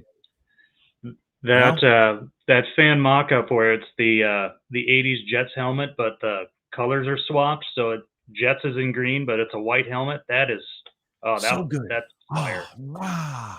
I have it around here Love somewhere. To see that. I'll pull it up in a second so we can see it. Now, Y2K, I'm getting the feeling he might be too hammered. He took a picture. I said, "Hey, you getting any Detroit pizza?" And he took a picture outside of Little Caesars corporate headquarters. Like, he's like, "Yeah, is this what you're talking about?" I'm like, "Nah, maybe not. I don't know." I know Detroit has some really great pizza, though. I will say, when you get really good Detroit style pizza, it's excellent. And it is its own thing. But yeah, there's a lot of Little Caesars. I don't know. That's not it. Sam Aiken checking. He says, "Do you think teams should sit rookie quarterbacks more?" I mean, especially here in New York. I mean, Gunny, what do you think, man? You think maybe, I mean, I know we got the rookie contract thing and all that stuff, but you think maybe we should sit rookies in the NFL a little bit more? Are we learning our lesson with watching these kids just crumble in their first 2 years? No, I'm going to have to disagree, right? And I think the most recent, like, I guess proof source would be like a Patrick Mahomes being able to sit for that 1 year behind Alex Smith, and of course Aaron Rodgers, coming out of the gates, freaking swinging after he sat behind Brett Favre for 3 years. But people keep forgetting, man. Like a lot of these guys are literally understanding and learning like quarterback concepts, professional concepts in high school now. They're throwing at a much younger age. Like my son right now is 8 years old, and there's literally football programs here in Texas specifically that are teaching them flag football, like can teach flag football concepts with pro style freaking like offenses being run playing flag football. They're getting exposed to this education significantly earlier than like when we were getting exposed to it growing up. Like it's not the same, right? Like it's not just like, oh, you got a fast athletic quarterback, we're gonna make him run and then pass every now and again, or spread offenses. You see them doing it in college because colleges do that, but they're getting a lot more freaking reps, a lot younger nowadays. And for me, I think it makes a lot more sense to throw these guys into the fire and understand, like, hey, you need to adapt and you got to overcome. Some people can do it, right? You saw Justin Herbert did it. He was able to overcome that and do his thing. You saw freaking Trevor Lawrence struggle a little bit, but was that really him or was that just horrible coaching? Because now we're talking about him as one of the top 5 quarterbacks in the NFL just a couple years later. For me, I understand the logic behind it. I really do. But I think it's an old school mentality based off of the fact that a lot of these guys who are playing quarterback at the college level started playing in like high school. Nowadays, these kids are starting at freaking elementary school playing flag football, understanding freaking route concepts, ball placement, and pro schemes just because like that's just the norm now. Football has become that mainstream. So for me, I think in order for you to really know what you have in a guy, to maximize that 4 to 5 year window to where you can go ahead and put weapons around them for those cheap contracts, start those guys, man. I think you start them. Trevor Lawrence, even though his first year was trash, we all knew like, yeah, no, that kid's going to be okay. That kid's going to be okay. You can tell, right? Justin Herbert, that kid's going to be good in the league. Like you can tell. And I think that's one reason why, I mean, I understand the old school logic of sitting them, but in terms of like the amount of reps these guys are getting now by the time they step foot on an NFL field, it's just another layer of understanding the speed. It's about adjusting to the speed of the game, not like how to throw a ball or how to read a defense. These guys are taught that now at a very young age. It's can they adjust to the speed of the game, and in all actuality, throw them to the fire, see if they can. Nobody watched Trevor Lawrence play year 1 and thought this guy's gonna suck. We all saw the flashes. Like we were like, damn it, man, this guy's gonna be good. And here in year 3, he was one of the top quarterbacks in the NFL. Like we saw it last year. Justin again. So I just feel like I understand the thought process, but I think like times have changed. I think nowadays like these guys get exposed at a much earlier age. My son is 8 years old, and crazy getting exposed to it at this level right now. So yeah, my thoughts on it. Well, Texas football is king, man. You know what I mean? Up in New Jersey, we don't get that. Up in New Jersey, it's harder to come by. Virginia, I'm in a football state too, man. High school football is a big deal down here. We have one of our rivals. I'm one of our rivals that our county plays. My son's on the high school. It's like a county football team. It's not towns. We're so rural. They need the whole county to get all the kids. But there's a team here that has NFL players that have come out of it. But there's a high school team here that they have a real lion that they bring to the game. It's fucking a fucking lion, man. It's serious business is football in the high school down here. I was like, whoa, fucking lion, man. Fucking real lion. Crazy. I don't know. We have an interesting mascot here. I don't know what it is, but yeah. So anyway, we the people. Did I just hear Navi? What's that mean? Anybody know? That's my fault. I got a couple of text messages, and my notification sound is Navi, the fairy from Zelda: Ocarina of Time. So that's what I never would have picked that up. That's great. Yep, that's me. We the people. That's amazing. So yeah, I see it. Look, it's tough. We're talking about the jerseys and everything. I saw that Ricky said he buys every jersey. Well, Ricky, I mean, look, I commend it. Honestly, I love it. I support. I think it's great. I love the guy. I mean, I know I have lots of friends. As soon as a player is drafted, as soon as they buy the jersey. I think that's great. I'm a sourpuss. You know what I mean? I get mad at shit easy. I'm like angry. I don't like, I'm one of the guys like, look, I have we go into the stadium, you go to the game, you're going to see Sanchez jerseys. You're going to see, Chancey Stuckey jersey. Like you'll see, I can't do that. No, maybe I'm just broken in the brain. I can't. I'm not allowed to in my head.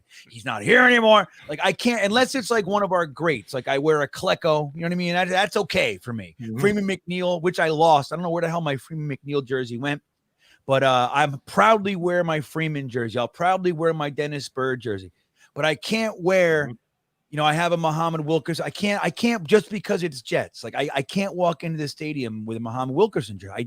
Now I'm not saying that the person who does is wrong. I can't. You know what I mean? It's like me. I can't. I think everybody's making fun of me. I got a whole thing, a chorus of just an assault of insults up here that won't leave me alone. So, but it's, if you're buying all the jerseys and most of these, especially over the past like 10 years, man, Darren Lee, first round pick, Jamal Adams, Marcus May, like all these guys are gone.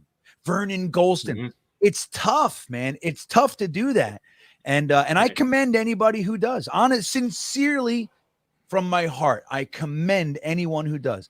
I can't do it. I'll wear the Corbett. You know what I mean? That's what I'll wear. Corbett. Corbett didn't use a Jet, man. I'm okay with that.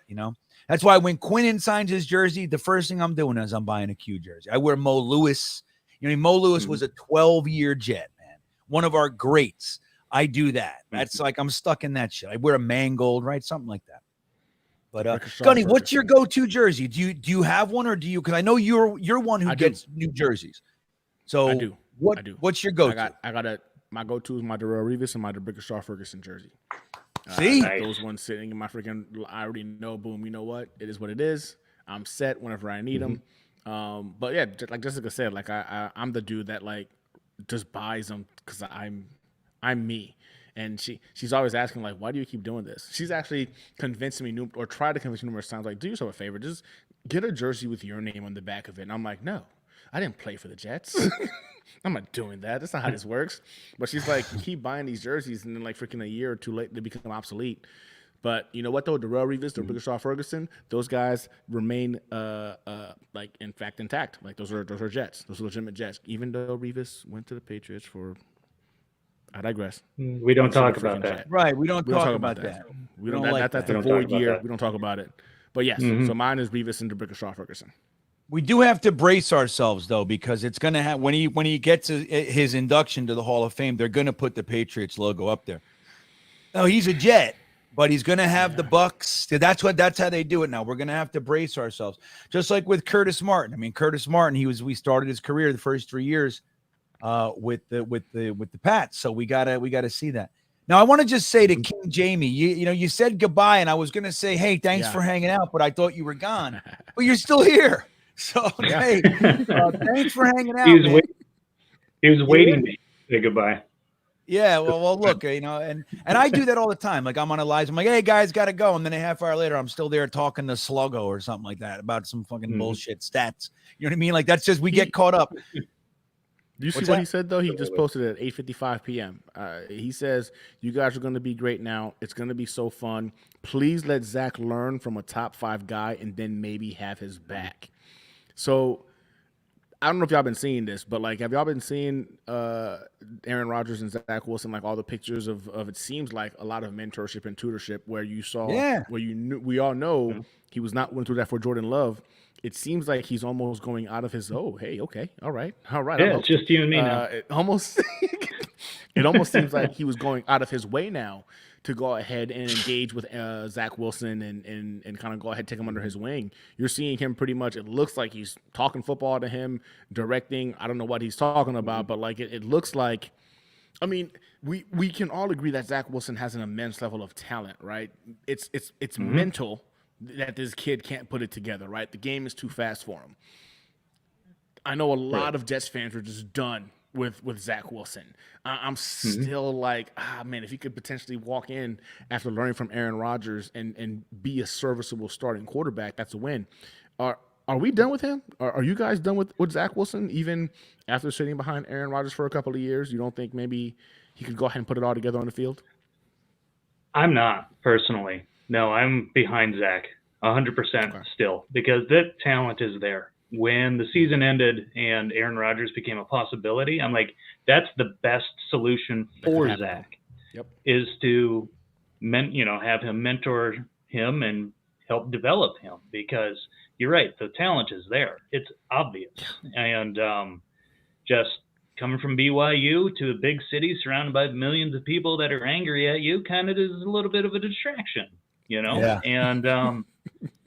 And quite honestly, if we want our team to be good for more than 2 or 3 years, like you said earlier in the show, we have a 1 to 3 year Super Bowl window. And then what?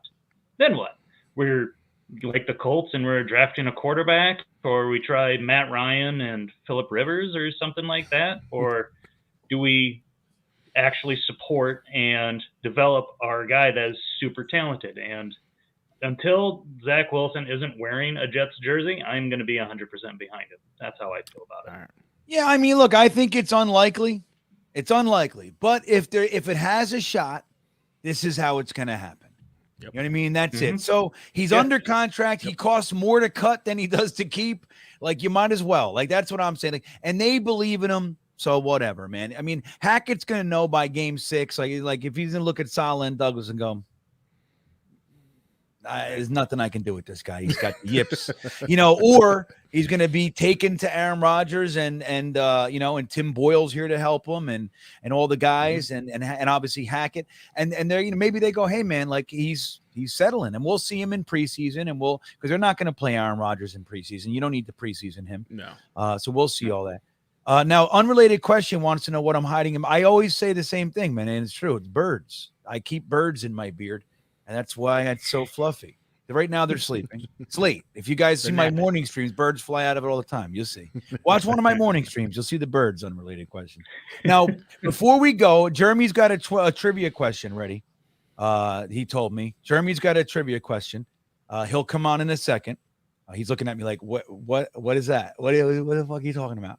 But I want to show you guys. This is the helmet. And I see there's some people in there saying that the white is boring. And again, boring schmoring, dude.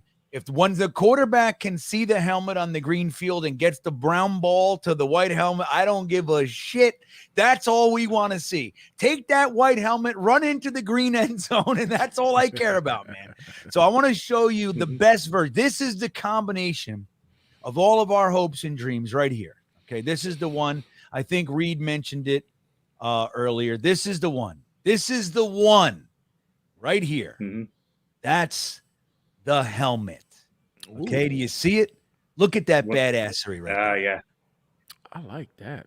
God, Now that's so good. That's the crossing of the streams, the combination of the worlds. The 80s, 90s guys get their logo. The old heads like me, we get our white helmet, and everything's good. And the quarterback, because you guys, look, you can minimize it all you want, but the truth is we have a green helmet on a green field. Even if it's 1% more difficult, why do that to ourselves?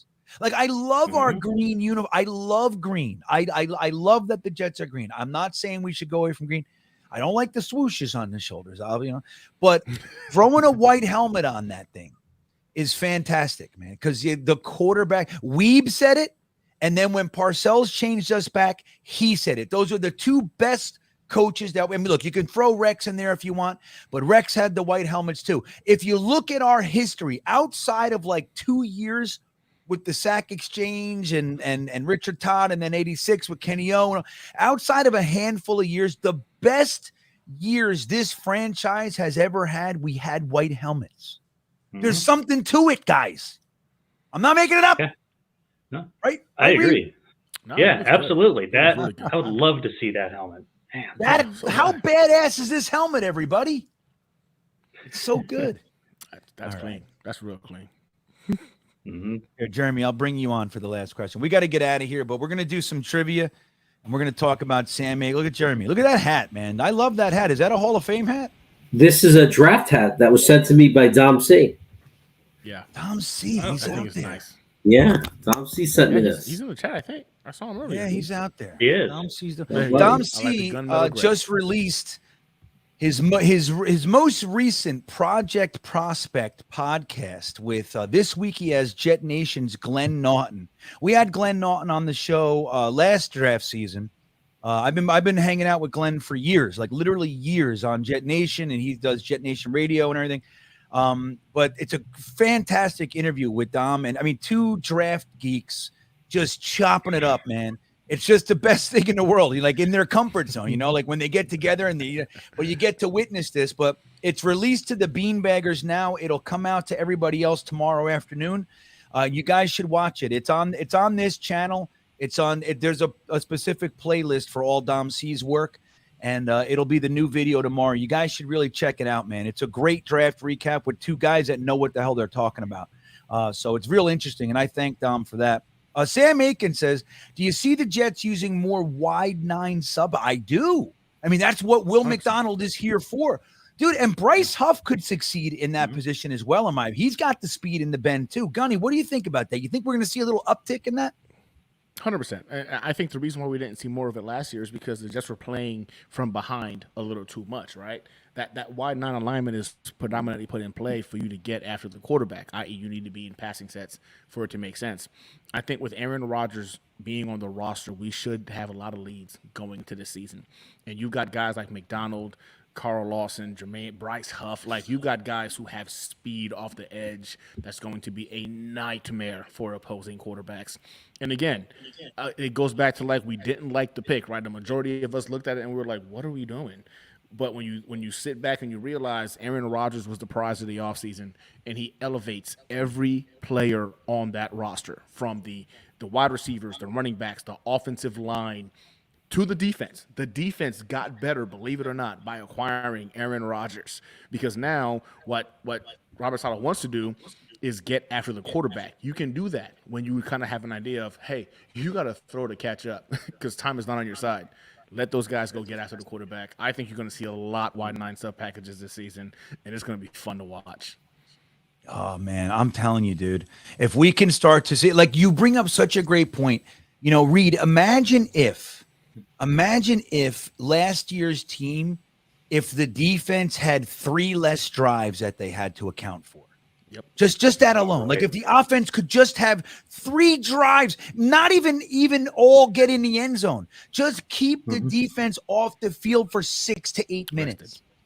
Right? Just that alone. Dude, they were like excitedly giving the offense the ball back. Yeah, they're running off, huge stop, and they were running back on the field in less than 5 minutes. Right. To do nothing. Reed, what do you think? I mean, do you agree with Gunny that the offense is, the Aaron Rodgers and the offense is going to help the defense, and you think we're going to see more like, pass rush sets using the wide 9 because of the speed with Will McDonald and Bryce Huff? Oh yeah, absolutely. Yeah, it makes perfect sense. If you get behind and you have to throw more, well, they know what you're going to be doing. If we're out ahead, then just being able to just tee off on the quarterback pretty much every single play is going to be amazing. And even with Huff, Lawson, and JJ, it was going to be exciting to watch. And then we add Will McDonald to it as well. Oh man, it's going to be so many quarterback hits. It's going to be so glorious. I want to scrape kill them off everybody. the field. Scrape them off, dude. I know. Somebody said we have so many defense in Twitter. Somebody said we have so many defense linemen. It's almost overkill. I say, yeah, I hope we overkill fucking every quarterback that we play, man. I like seriously. Look, it's football. It's a rough and tumble sport. It's designed to get people to hit you. I want that to happen. I know people say, you're rooting for injury. I'm not rooting for injury. I'm rooting for people's fucking heads to get ripped off. That's a difference. Yeah, it's different. Big difference. Yep. Big difference, man. All right, Jeremy, this one's for you, buddy. Unrelated question. He says, Zach Milson, because Jeremy, I don't know if you guys remember, Jeremy was a huge Zach Wilson guy coming out. As a matter of fact, Jeremy would text me and tell me things about how great Zach was and why I should reevaluate my stance. He would say, I don't think you're really looking at this guy. He did this and that. So Jeremy was real big into Zach Milson. Zach Milson is our secret weapon this season. We're going to have him sleep with every team's opposing quarterback's mom before each game to lower their morale. Now, Jeremy. Yes. Do you think this is going to happen? Think this is what we're going to do? I don't think it's going to happen. I think what's more likely to psych out the other team's quarterback is going against their opposing quarterback when they play us, which is Aaron Rodgers. Because how many years have we been in that position where we're like, oh, God, it's Brady. Oh, God, it's Mahomes. Oh, God, it's Rodgers. So, it's very rare that we're going to play an opponent that's like, oh, my God, we got to go against Aaron Rodgers this week. So I think that's going to get more into the head, more into the psyche of the other team than Zach Wilson, I guess banging their tapping their other quarterback's mom. Yeah, I mean, maybe a little. I don't know if he can get with everyone, but maybe, what if he gets with a third? Maybe a couple. Maybe and be all mad and all like, you get people in their feels. Look, a lot of there's a tactic. Get them angry. People don't think right when they're angry. Get them all mad at Zach Wilson and then throw Aaron Rodgers at him. They can stare at Zach Wilson on the sideline eating hot dogs all day. He's like, I don't even play, man. I don't know what you're talking about. I don't know. I'm QB3. I don't know. Especially when we bring in Teddy Bridgewater at the end of training camp. Because Zach Wilson ain't going to be quarterback too. You heard it here first, everybody. Unrelated question. That's funny, man. Thank you for the laugh. Todd Tirico, thank you for the super chat. You don't have a question there, but I do see something from you that I'm going to put up here. So I'll get your super chat off. Thank you. But this is the question or the comment that we're going to use for your super chat. But thank you, buddy. He says, hey, GreenBean, love your show. The stripes on the uniform, I think, are supposed to be an afterburner from the jet engine. Is that accurate? Afterburner from the jet engine? The little stripes? Let me look at this thing here. Let me see what the hell's going on. I don't think that's accurate. Let me see. I don't think so. I think that's more of a stretch than the back of the jet being in the football on our helmets. Look at this guy. So. This is the perfect guy to use for this. Hold on. This kid, he's literally giving us exactly what we're all thinking. Here we go. Look, I've seen afterburners. This is not what they look like. Come on. We'll make him big. Here he goes. Look at this kid. What are you talking about? Do you see? I don't know, Tirico. Todd, I'm not so sure. Afterburners. I mean, I don't know. One way to look at it. Yeah, I'm trying. But I can't see it.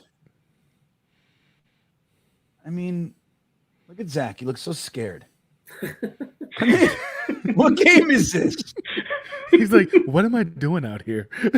I mean, it's just a random picture of Zach, and that's what we get. He's like, holy shit. Like, what's going on? They're going to kill me. Are there really sewing stripes across the thing? What is that? Is that real? That's crap. I don't like this. Let's say Sauce. He looks good. Yeah, there's. Who did this? I see it.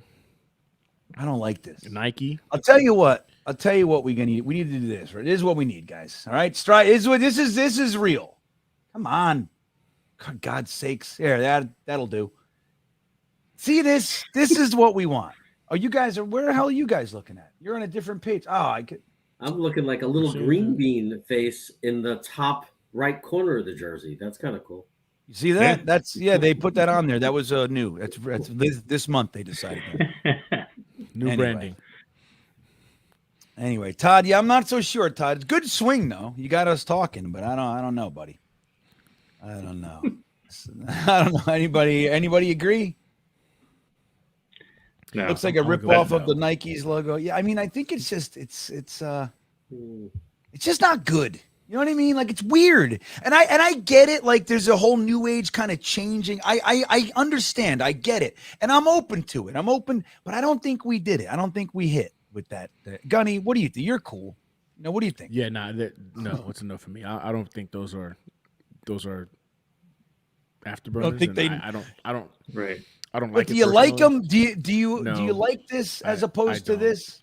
I like the throwbacks a little bit more than this. I'm not gonna lie to you. I think Nike has done a horrendous job in terms of design over the last couple of years. And it just seems like they're getting worse every year. It's almost as if they're like, hey, we got the contract. Hey, somebody wake up and decide to put a couple of things together. We'll throw it their way because what else are they going to do? We got the contract. I don't even think they're putting any effort into it, and you're starting to see it. I'm a bigger fan of the throwbacks. The Mangle jersey you just showed, I like that one. That one's clean. You know, it's funny. I forgot it wasn't on the screen. I was like showing you guys stuff. I'm like, see over here. You guys look at this like it's nothing. That's ridiculous. I tell you, man, I'm old.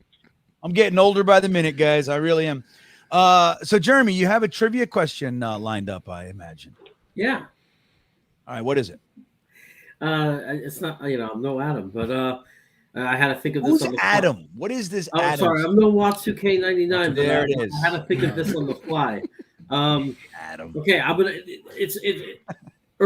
give the time frame. Early 1980s. He was the name of our back that we used as a short yardage specialist. 3rd and 1, 4th and 1. This is the guy that came in 1981, 82, 83. Those are the years, early 80s. This was the jet back that came in.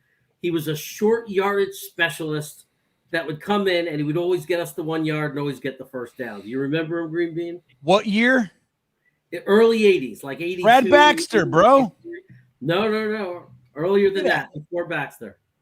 Augustiniak. Nope. Early 80s. Roger Vick. Nope. What do you got, chat? Let's go. Early back. Took my swings. He was a short yard specialist sometime there in the early 80s. I can't be that specific because I haven't had time to really look it up. And, PJC says Johnny Hector. Nah, he was a backup. Yeah. Like Well, he really was good. back. He was good. Yeah. Now this guy does not have impressive career stats. He was just the guy who would come in 3rd and 1, 4th and 1. Might be as early as 80, 81. Oh, that predates me. See, That I'm Augustiniak. That was when we were watching. 81. I was 82. I got in here. 81. I started, but yeah, anyway. Baxter was the 90s, right? Frank Gore. Squirmy Weasel says Frank Gore. He was playing, man. 1980. That was his rookie year. He probably was playing then. Didn't we have a big back named Woody something? We had a big back in the early 80s. And then Was it Woody something? Is Gunny barking up the right tree? Woody? No. No. I thought one of the old timers would get it. It may have been only for a season or two, so. I know. Well, Jet Freely, I was going to say Riggins too, but it can't be because he said he has no career stats. He's just a short yardage guy. See, this is 81s. This is tough. Chad Marlowe says Dwayne Crutchfield. 1189 Paris got it. Dirkling. Oh, Dirking. Scott Yeah, Dirking. Scott Dirking. My God. That's He played funny. Yeah. He played from 77 to 1983. Yeah. So I know the name. I do. Yeah. Well, all right. We didn't get that one, but that doesn't count because, well, actually, yes, we did. Scott Paris got it. Yeah, 1189 Paris got it. Yeah, so. Or Paris. Yeah, Paris did not look it up. He did not look it up. I'm convinced. Jakai Polite. There it is. Oh, let me get to unrelated question says Zach needs to at least secure himself. Let me tell you something. When they were getting a divorce, I was secretly hoping with every fiber of my being that somehow Zach Wilson ended up with that girl, even if it's just for a date. One dinner. That's all I wanted was to see Zach Wilson photo op. No. Listen, I wanted it. Zach so Wilson had bad. pulled that off against one Tom Brady. Listen, we need to renew his contract right away. Yeah, we get his I don't jersey. think I'll he'll tell pay you the that snap. much, Gunny. Yeah, I'll get his jersey. Like, oh my God, we would all have to go ahead and re-sign Zach Wilson. Freaking like, you know what I'm saying, like mandate going because that would be amazing. That would be epic. It would have been epic, man. Now, Make him a Kareem Jet for life. Exactly right. Like, dude, he's fine. He can stay right here. He's good. We love him. He's good with us. Kareem said, "This is the first time Kareem is saying he didn't get that one." He's like, "That was a terrible question. I don't like it." That one don't count. Kareem, who's been peppering us all night with buy Trey Dean jerseys. That's what he's saying. Our undrafted free agent. That's what he's saying. Hey, man, Kareem, I'm rooting for him. Believe me. Guys, that's going to do it for the show. Reed, I hope you. I mean, we dropped our hair a little bit since you came on. I hope that's okay. That's perfectly fine with me. Yeah, I just wanted to be loose with you. It was fun. Yeah, I agree. We had a good time. I want to thank Richie from Jets Media for hanging out. I always love hanging out with Richie, man. And he, Richie, he was one of the first guys that kind of let me on his show when I was just getting started. So even though I'm older than him, Richie's older than me. So that's the way that goes. Gunny, what do you got coming up, buddy? Anything interesting you want to tell everybody about? Yeah, no, I'm finishing up a couple of videos right now in regards to Aaron Rodgers. He still got it. I'll be posting that one this weekend. I've been focusing so much more on getting my draft grades out that the amount of hate Aaron Rodgers has gotten this past week, it just propelled me to go ahead and say, okay, cool, let me go ahead and cut a couple of freaking pieces of tape together and try to, again, speak intelligently to the individuals who don't understand what the term washed means. So I'm going to be doing a class this weekend on what the term washed means, utilizing Aaron Rodgers tape from last year, recent, not like old stuff, to express how some individuals just don't understand what they're talking about. So be on the lookout for that one. That's supposed to be dropping. I think I'm going to have it done edited by Saturday. So it'll be dropped, and I'll, of course, post it on Twitter whenever it goes live. Dude, that's going to be a must watch, man. I need to know what washed really looks like. I love it. That's a fantastic idea, Gunny. I approve. Jeremy, what do you got coming up, man? Don't forget to plug your brother's channel, too. You and your brothers. That's great. You guys are rocking. What do you got coming? It's a lot of fun. Cravat Attack.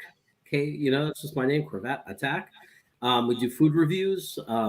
The three of us, you never know who it's going to be. We rotate. A lot of fun. And then, of course, I got the show on Wednesday, the little show on Wednesday, every Wednesday night at 10 p.m., the Wacky Wednesday show. And you can look for me on Sunday nights as well. On Jetsfan. Oh, shit. Okay. Sorry. All right. Yeah. Cravat Attack, man. It's funny videos with him and his brothers doing all kinds of food reviews. It's a blast. It really is. Yeah. Anyway, Reed, what are you doing, buddy? I have no videos coming out anytime soon. Haven't even started my YouTube channel yet, but we're working on it. We'll see. There you go. All right. Well, Reed's coming. Keep your eye out for Iowa Jetsfan. Reed, thank you, man. I appreciate you being here, man. You're a good dude, and I love that you're wearing the shirt. It's a great shirt. I wear it all the time, man. I'm not even kidding. People ask me, "Is that you?" Nice. Like, who is that guy? I'm like, "That's me." Yeah, that's it. But there it is, guys. That's gonna be our show. I thank you all for being here. Please don't forget to hit the like button on your way out. It is greatly appreciated. If you haven't subscribed, please do. And we'll have content coming out tomorrow. I'm probably going to go live tomorrow too. We have much to discuss. We only got to about 14% of what I wanted to talk about tonight. So we have lots to talk about. We'll be back right away. But anyway, guys, have a great night. We will see you next time. Yeah, here we come, baby. Here we come. Here come the Jets, man. I want to kiss you. Thanks, Joe. Yeah! You want to run or you want to duck down? You want to duck, just go over and get onto the bench and stay there. You play to win the game. My message for the fans, we're all frustrated with where we are right now.